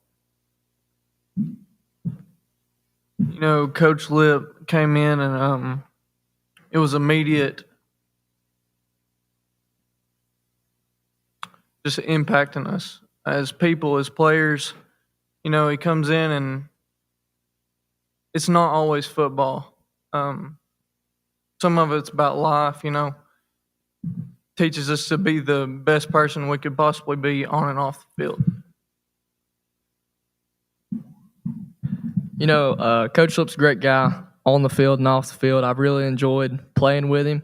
It's just every day we come in the weight room, we're on the field. He's looking for that intensity, the energy, keeping the energy up. Off the field too, great guy and teaches you everything. How to be a good man, good husband, good father. Just stuff you're going to need to know later down the road. Coach Lip, he's a great coach. He's helped all of us a lot. He just from the start when he got here, he made an immediate impact. He pushes me harder than anybody else I've ever been pushed by, and I really do appreciate him. Like they said, they kind of touched it all. I feel like Coach is he's always there for us on and off the field, just really wanting us to reach our full potential and just be the best player and person we can be. Yeah, first week Coach Lip came in, I noticed he was going to be like the man for the job. Kind of teaches you how to be a man, and really good guy. Guys, I want to ask you a question also. You're seniors on the team. You've been in this program for several years. Of course, you've got to have younger guys step up this year for you to go where you want to go. Talk about some of the guys that you've noticed this summer since last fall that have kind of stepped up and they're going to be able to contribute to this year's team. Two of the younger guys I've noticed that's put in a lot of work is Aiden Haggard. He's a quarterback for us. He's going to be a sophomore. He didn't play hardly any of last year. He's coming this year off of a season-ending injury, but he's put in a lot of work in. There's plenty of nights I'll get a text about 7 or 8 o'clock, him asking me to go up and throw. Another one I've noticed has put a lot of work in is Levi Burgess. He's a young guy. He's going to be a freshman. He got a lot of reps in last year as an 8th grader, and he's really going to help us a lot this year. Like he said, Aiden Haggard, this summer, he's probably been the most improved player on the team. We came into the summer looking for a quarterback. We lost Landon Keller last year, but I think he's kind of surprised all of us he's really just worked hard, and we played some 7-on-7s at Dade County, and he really showed a lot of potential. It wasn't like it was his first varsity start kind of. We have a lineman named Wyatt Starkey. He'll be going in junior this year. He pushes himself and everybody else in the weight room every day. Comes to the practice field with full intensity every day. He's going to be a great asset this year to our offense and defense. I can't really put it on one or two guys. I feel like we've really got a whole lot of young guys that want to get in there and work hard too. there's no telling how many nights or evenings I've just been sitting at home and I get a text, who wants to meet up at the field, get some throwing in, work out. And there's also been a bunch of guys, you're just in there. Even goes down to 7th and 8th graders too. You're like, dang, that dude right there, he's working hard. So I can't really put that on one or two people. I feel like everybody's been getting after it really well. Yeah, I'm with Berger on that. Everybody's just worked extremely hard this summer, and we're ready to hit it running. Coach, you want to add anything to what they said? I mean, I think a lot of our young guys have worked hard, and we're constantly, we've talked about, our numbers. We don't exactly have a ton of numbers on the team, but, we got who we got, and, the more people that can make themselves valuable, create value for themselves, it's going to be beneficial to us because the more people we can play on a Friday night, the more it's going to benefit us. And a lot of those guys have done things to make themselves more valuable. And like I said, talk about self-evaluation, have evaluated where they're at, what they need to do. They all touched on Aiden. Aiden's had a great spring. He got in there after JV basketball and was with us the rest of the time. And I think I've stayed on him pretty hard. I stay in his ear pretty tough on him. But he's had a really good summer, worked really hard, improved a lot from last year, matured up. And so he's going to get some snaps at quarterback for us, may end up being the guy, may not. But, if he's not, he's going to play some receiver for us, some DB. And he's kind of, just worked hard and accepted whatever role it's going to be. And then, like I said, a lot of young guys. We're going to have, a lot of juniors that get a lot of reps for us, some sophomores, and a couple ninth graders that play, I think. Another guy none of them touched on, Aiden Parker, probably going to be a two-way starter. Went into last year, was his first year playing, didn't know how much he wanted to play, and then really started showing improvement at the end of the year at linebacker, and he's probably going to end up playing some guard for us and some inside linebackers. Very coachable, works extremely hard in the weight rooms, done a good job there. He touched on Starkey. Starkey's started a lot of games for us, but he's gotten a lot stronger since last year. Just been working to improve, his toughness and physicality. And we'll see more of that as we get into pads Wednesday. So, like I said, I think a lot of our young guys have put in work and tried to create value. There's a chance we've got, 30 kids on roster and may play 22 on a Friday night or 23. So, I think they've done a good job of working and creating value. And then as we get into pads and it gets more real, they just got to continue to do that and learn, because that's another thing. You can have all the skills necessary, the hard work, the strength, physicality. But if you don't know what to do, if you can't pay attention and get mental reps when you're either watching from the side or having to play scout team, because when you got 30 guys, if you're not in, you're going to have to play scout team. So you got to be able to be coachable from over there. Be coachable from wherever you're at and be able to get mental reps, while you're either watching or playing scout team. And so that way, when you get your opportunity, we're not having to reteach everything. We can correct you, but, you should know what to do when you get your opportunity. Well, Coach, I want to ask you about one thing. Region-wise, last year, of course, Pisgah was the head of the class, naturally. Everybody else was interchangeable. One or two players here or there, you could have finished second in the region, end up finishing fourth in the region. So I guess your focus this year, and these guys understand that, is the little things, because that's going to be the difference of finishing a higher playoff position. Of course, the goal is to host a playoff game. Yes, sir. I think it starts I don't think you can get ahead of yourself. It just starts by doing the little things like you said right now. And it starts with the hard work we put in. I think we've talked a little bit this summer about, every day you come and you're working hard, it's like you're buying stock. And the more stock you got in something, the more it's going to mean to you. When you got stock in something and it doesn't succeed, it kind of hurts. So we've kind of talked to them about, how much stock do you have in it? Because, again, if we can get kids to buy in and they've worked really hard, then you get those close games where you got a chance, to win a region game for playoff position. And it might not be, it might not be easy. You might be down late, things like that. Well, you ain't going to give up as easy if you've put a lot into it, because it's going to mean a little more to you. So just things like that, it's going to be tough. The region's only probably going to improve. Like I said, obviously Pisgah's, been the most successful team in the region as of recent, but we don't play them till, I think, week 9. So, we got a lot of games before that we got to focus on. There's a lot of great coaches in the region, a lot of great players. So I think every team's going to improve. And like I said, we just got to continue to get better every week, get tougher, and then hopefully the difference, in us this year and last year is a lot of times last year when we had those close games or those few plays that made a difference in the game, a lot of times we didn't seem to come up with it. And I think, some of it just comes down to toughness. And we've talked about this a lot too. Who are you when things go south?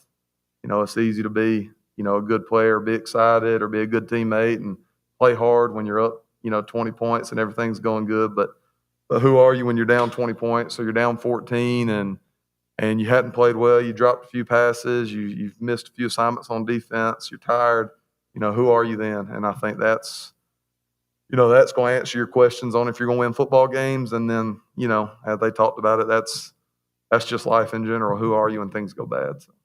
All right, Coach. Thanks to you and the players, and good luck to North Sand Mountain this year. Yes, Appreciate sir. you being Thank here. you. Section's up next.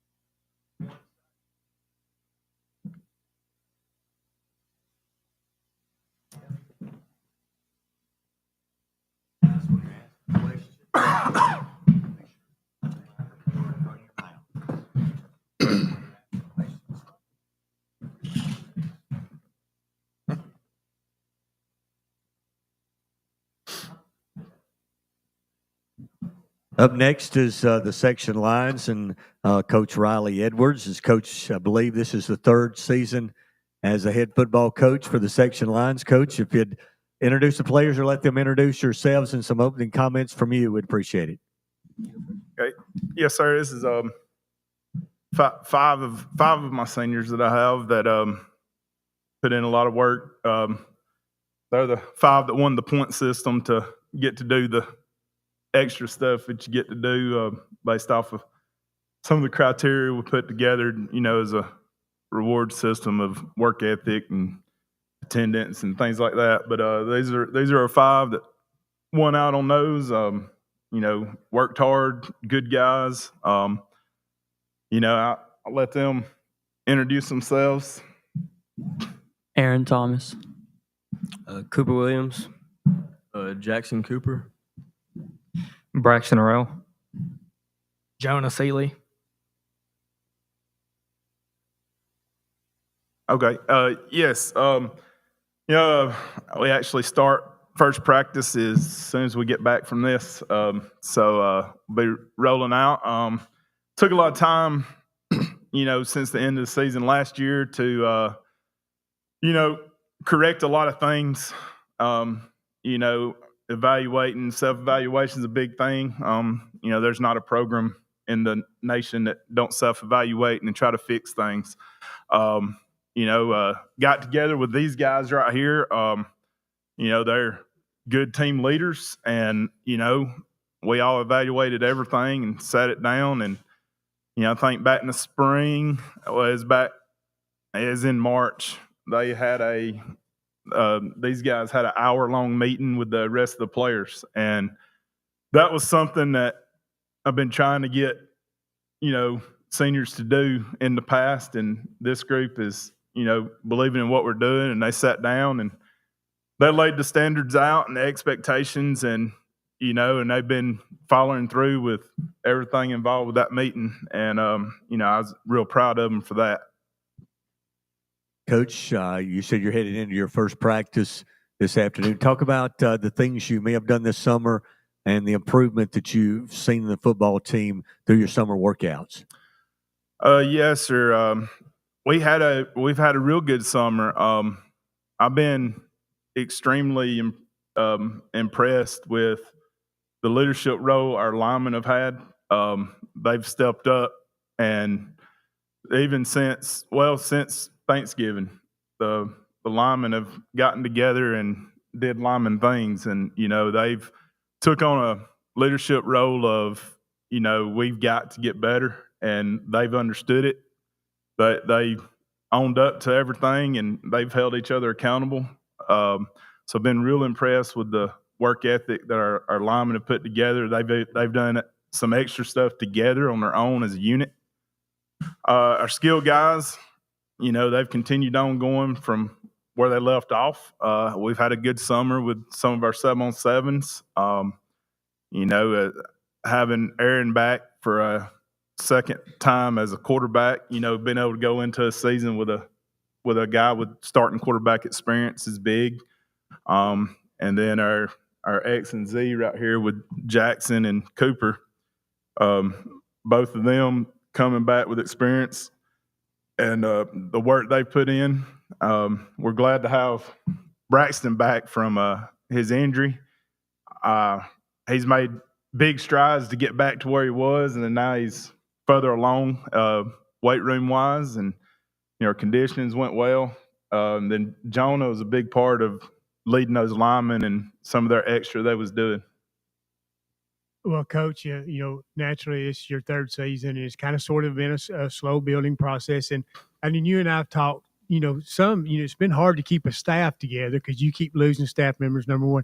Number two, do you feel like really all this team really needs is to start having that little bit success on the field, maybe win a game that they're not supposed to kind of sort of get the ball rolling? Yes, sir. Continuity is big with a football program, and we spent most of the summer trying to build a staff, and some of the staff that was able to get longtime childhood friend and former teammate was able to get Chuck Dutton to come up. When it comes to going into ball games and having people you got to depend on is nothing better than somebody you went through it with as a player. And then we've coached together for a long time too as well.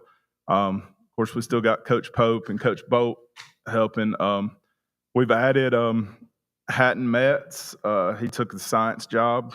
And then Cole Wooten was recently hired in a PE spot. He's primarily a basketball coach. He's going to help us with our football. And then a former player, we call him Red, but Dakota Pranger is excited to come back. One of the things we preached is trying to get players to come back until alumni start taking pride in where they've been. It's going to take a while to build until we can get people coming back on campus and showing what's important to them, that playing that section was important and being a line is important, that type stuff. And Red is everything you want in a guy that's does that. And then I brought we got a volunteer assistant, Chris Wilburn. He's another former player that played at section, and he's took on that role as well, showing these guys that playing at section is important. That there has been football programs in the past there that has tried to build and stuff. So, but spring we did the 2 hours a week stuff. It's challenging when you don't really have a staff, but we've finally got one put together again, and it's just starting back over, building trust with coaches and players. And I think the new guys that we've got in has started building those relationships on the run, and we're looking forward to seeing the relationships grow. And as your relationship grows, then your program gets better. Well, Coach, it's good to see you again. I miss my weekly opportunities to come chat with you up there at section. We'll figure that out another day. But for your players, what is your mindset? Coach has already mentioned you guys are just a few hours away from getting into camp and getting ready for the start of the 25 season. What's your mindset right now? What has it been like for you this off season? Because I don't want to say to turn the ship around, because every season's a brand new season in a life of its own. But how do you get off to a fast start like you want to do in order to really begin how you feel like you deserve or need to get to that point? What's your mindset like right now to do that? Showing up every day and putting in the work and just being there. And everybody on the team we're moving with one better than past couple of years where, we fuss and fight and we wasn't together. And I think that's going to help us get on the road. And Well, first of all, I feel like us seniors, we have to start off by being leaders of our team, which I feel like we've improved a lot on this past season. But it's all about showing up. We did not have everybody show up last year. I feel that was a big reason for our failure. And once everybody shows up and puts in that work, I feel like we can really push forward to what we want to be and really show how good our football program can become.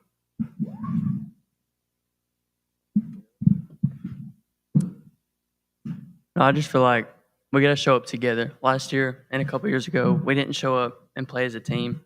And I feel like that's a mindset we got to have, is to really love each other and move on with each other. Because if you don't move on with each other, it's going to be hard to win games, become a program. And that's one thing he come in, Coach Edwards come in and got on us like day one. But yeah, it's just being a family, I think, got to do.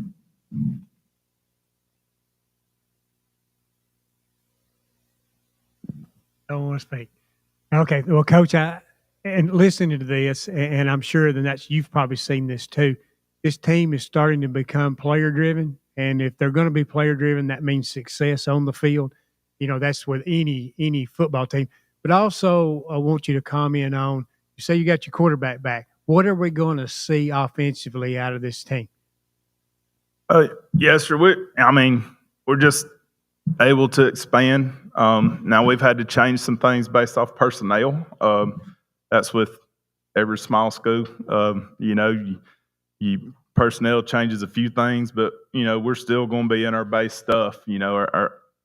Our base offense and defensive stuff. We did a real good job with our quick game, and I think Aaron being able to come in as a returning starter, he understood the quick game a little better this summer. And then of course all of our route runners, all the receivers did a better job of understanding the coverages that's going against, and how those routes change based off of what's given to you.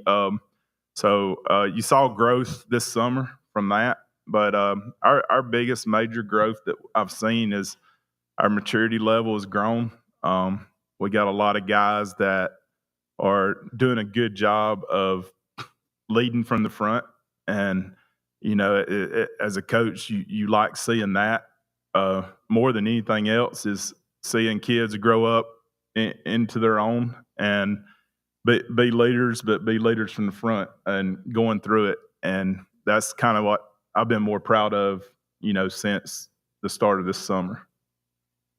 This question is for the players. Guys, Coach said that you earned your way here to be in front of the media today. I want you to talk about team goals that you guys may have set for your team this year, and maybe individual goals that you have for yourself. I think as a team, everybody wants to improve the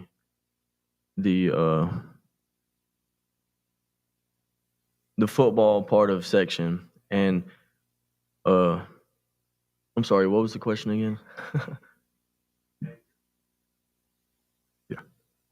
Team goals. Team goals. I'm sorry. It's just, everybody wants to make the playoffs and keep on playing and not end your career out and not in the playoffs. And I think we haven't really talked about it as like a full team, but us up here, we know that we want to end out on a good note with our senior year and our final year. I feel like our team goal isn't much of reaching the playoffs or winning a bunch of overall games. It's more of just giving what you got every play, every practice, every rep. And I feel like that will all lead towards great success on the field and off the field, especially when we graduate and go into our life and create good habits for us and our families that we will have. Going back off of what Cooper said, just to like go to playoffs and become better and closer as a team, and piggyback off what he said again with the whole family and off the field stuff, just get closer and become better men and be good people at the end.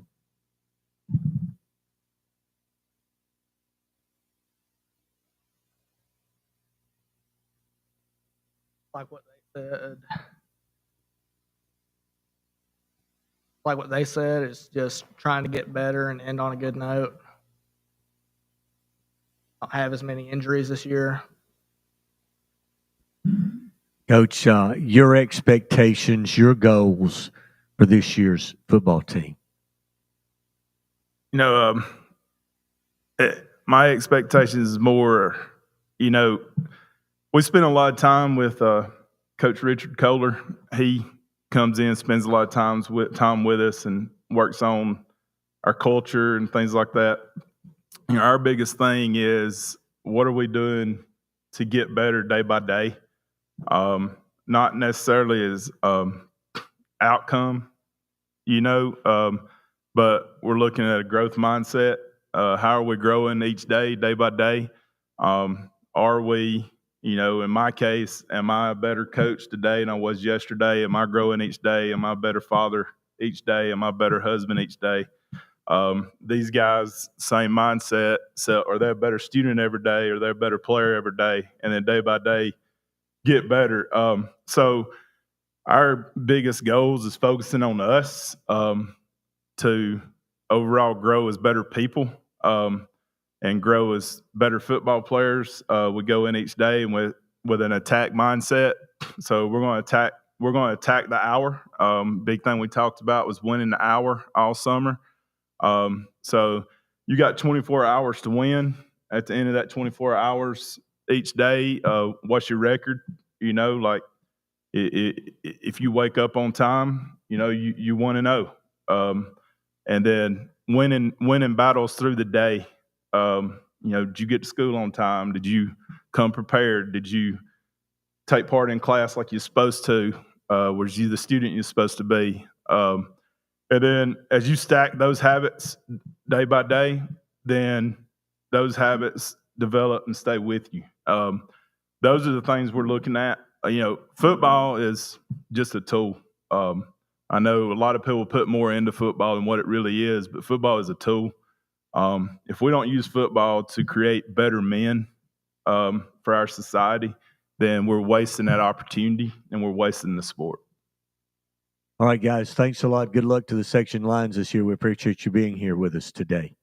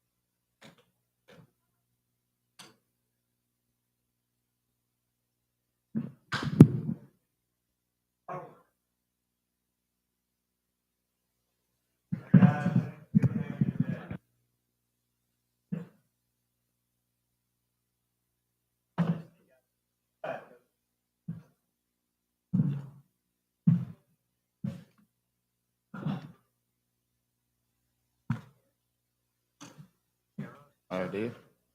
I don't care what that is. Longer than you've been alive, I've known. That's right. I wouldn't doubt he's so old.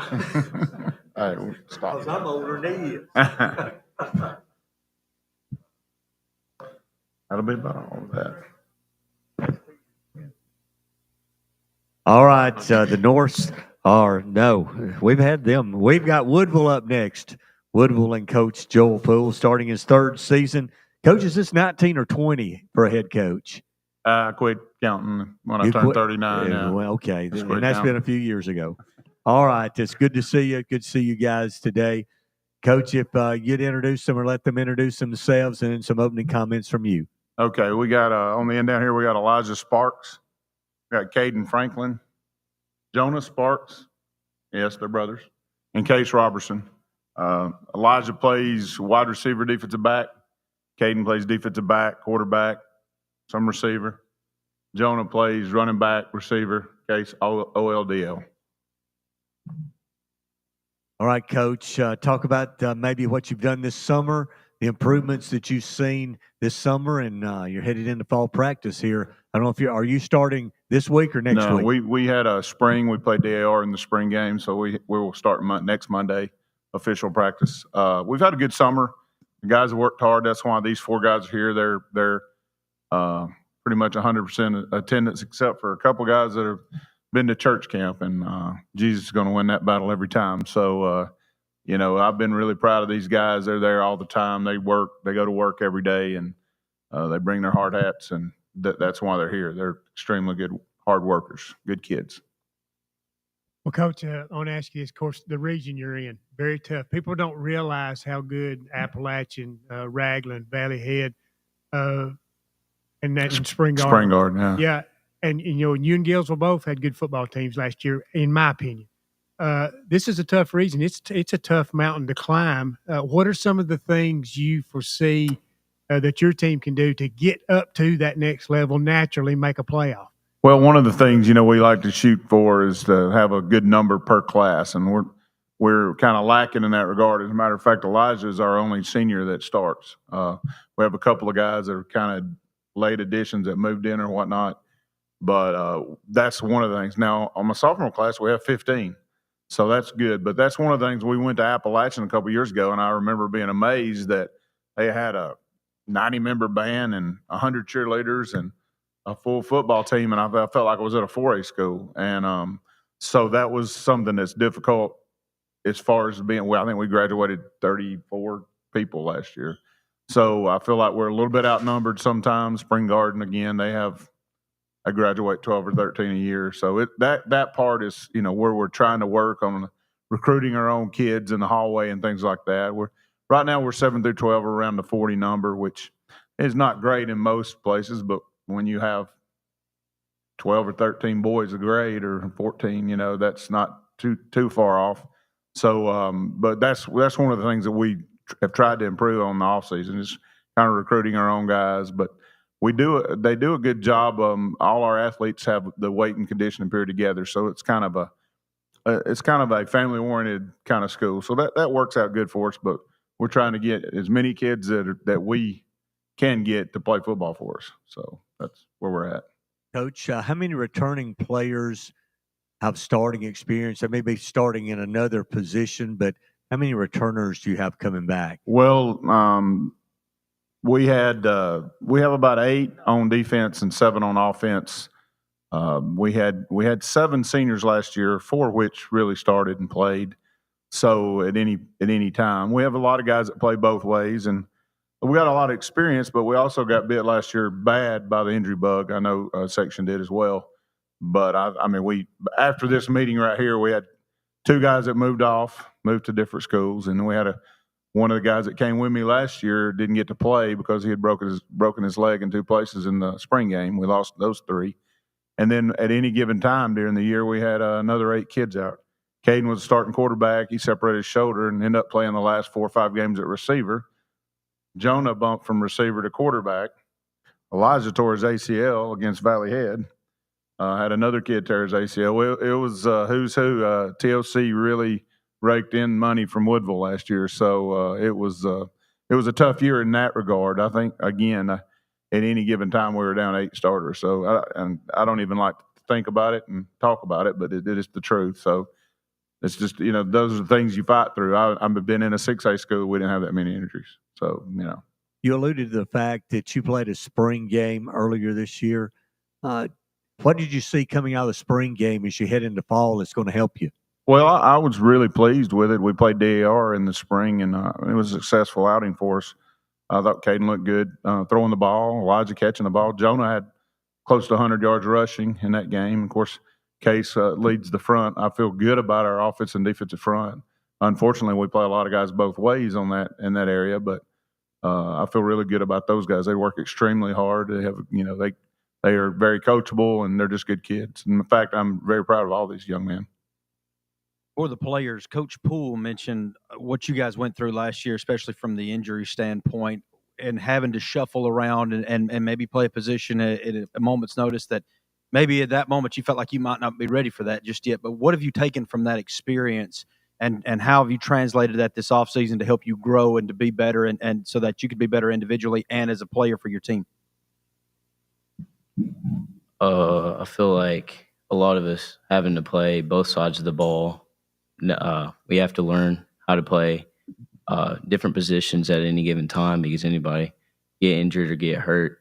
I just feel like that's honestly brought us together because we're teaching the younger ones how to play both sides of the ball, how to play different positions. So, it's really the same thing. I agree with Elijah, and really just I don't really know. That's something. We really got to teach these young guys up. Got to get them a lot of reps. Just got to show them what they need to be doing, really. Like Case said, just teaching the young guys how to play both sides of the ball and just being leaders. So, Well, this is for the players. I want you to comment again, talking about Coach Poole. He's came in, laid the foundation. And at a 1A school, it's very important to have consistency within the coaching staff. What does Coach Poole mean to you, not only on the field, but off the field? To me, he's not just a football coach. He's a great role model, and he's kind of like our dad on and off the field. He'll call one of us and ask if we need a ride. To me, he's really just a person I can look up to, and I really respect him. I feel like I can come with him with anything. So. Like Kane said, yeah, I'd say he's honestly like a second dad to me. He's somebody that I can look up to. He's somebody that I can always rely on in anything, in any aspect, not only on the field but off the field too. But yeah, like they said, to me, he's just a good role model that I can just look up to him, and like Elijah said, just a second dad. Coach Poole is a really good role model. I look to him kind of like a grandpa. He's in that range. I just told Caden not to do that, and he did it. You're not going to live Grandpa down. I'm not. Can't get over it. Guys, I want to ask you a question. Obviously, you're leaders of the football team. You're going to play a lot of plays this year. You're going to have to play a lot of plays for you to get to the level and win the games that you want to win. But there's also some young guys you've been working out with this summer since the spring, who maybe some of those guys that's got to step into important positions on your football team that may not have played a lot of plays so far. One person specifically, I think, Caleb Lancaster. He plays both sides of the ball. He plays linebacker and H-back. Plays a little bit of slot too. He's really grown this offseason. Last year was his first year playing. And he's really grown a lot, not only in the weight room, but on the field. He's gotten faster, stronger, bigger. And he's also leading the younger guys. So, yeah, that's definitely one man I'd say. To me, I think of AJ Vasquez. Just he was on the line last year, and the way that he can just switch positions and at any given time, he plays DN, outside linebacker,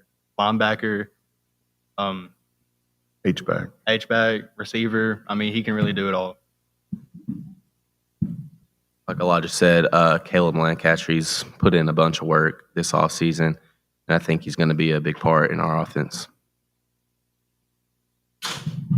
I'd say one kid that's really put in a lot of work is Kobe Pitzer. He's put in a lot of work on the weight room, and you could basically put him anywhere in the line you needed him. Coach, you want to add anything to what they said? Yeah, I've been very pleased with some of the younger kids. Like I mentioned before, I think we're going to have 15 sophomores. And a lot of those guys, they mentioned Caleb, stepping it up. Lance, our two inside linebackers will be sophomores. And they're big kids. They're pretty strong, and they've worked really hard in the offseason. Very proud of those guys.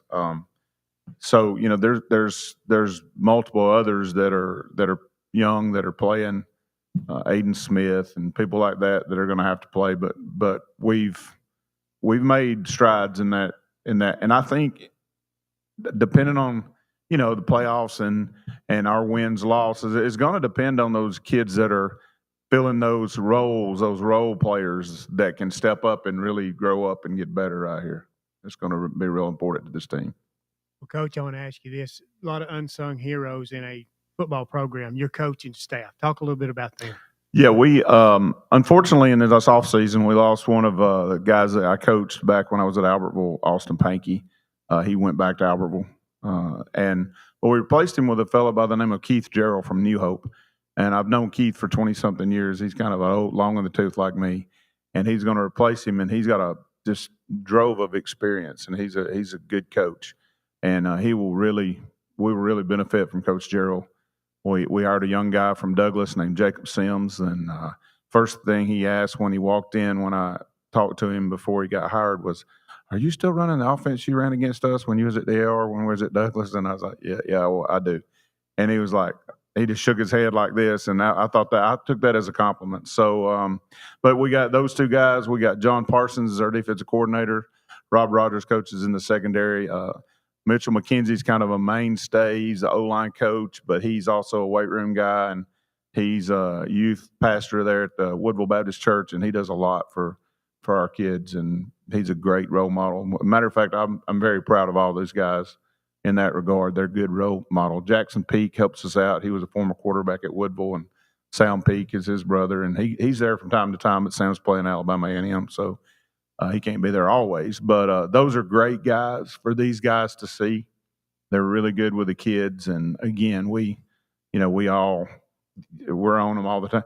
I think they wish they didn't give their number to us sometimes, because we're all calling and talking and getting to them and talking with them and trying to tell them what we need them to do and where we need them to be. So, but yeah, very good staff. They're a fun staff to be with. We like to hang out together. We play golf together. We go out to eat together, and that's probably from 150 years ago when I first started coaching, when I was at Arab with Pod Patterson and Red Littleton. That staff was so close knit.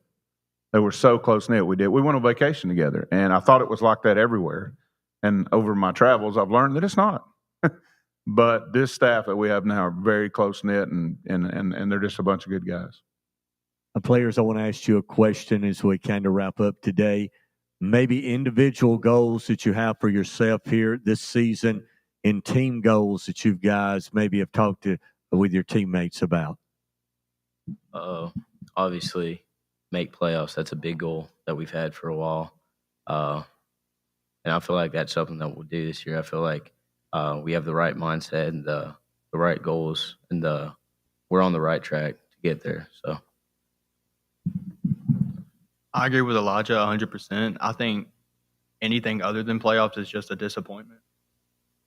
But also staying in shape, putting in extra work, like bonding together as a team, and really just taking care of your body. And yeah, like they said, making playoffs. I truly think that we have the ability to do that this year, and we're on the right track. Definitely playoffs, and then just working together as a team more. Coach, we'll wrap it up with you with not in wins and losses, but maybe your expectation, your goals for this year's Woodville team. Well, I think all these guys up here have heard me talk a bunch of times about character, and we talk about it, character ed and character education, and character is what you're doing when no one's watching, and that's one of the things that I hope they carry with them from this program on, and I hope that all of my guys have throughout the years to develop great character and to be where you're supposed to be, doing what you're supposed to be doing all the time, and hope they become good citizens. I don't want to, I want to see those lawyers and those. I'm not even a lawyer. I don't care if you go dig a ditch as long as you're a great family man and you treat your kids right and your wife right, and you have, self-respect. I'm great with that. But that's one of the big things I want to see them. But throughout this season, obviously, as you can tell, our goal is to make the playoffs. It's always our goal. So that's one of the big things. I would like to see us have another extremely good winning season like we did 2 years ago. Those are few and far between at Woodville. So, but I believe this group has the ability to do it if we can come together as a team. I know we're young, but there's a lot of really good people on this team, a lot of good kids, and a lot of good hard work has gone in this summer, and I've been really pleased with the off season in the spring, and so I think the future looks bright. All right, thanks, guys. Good luck, Coach. Good luck to the Panthers this year. Thank you, Jeff. Thank you, Phil.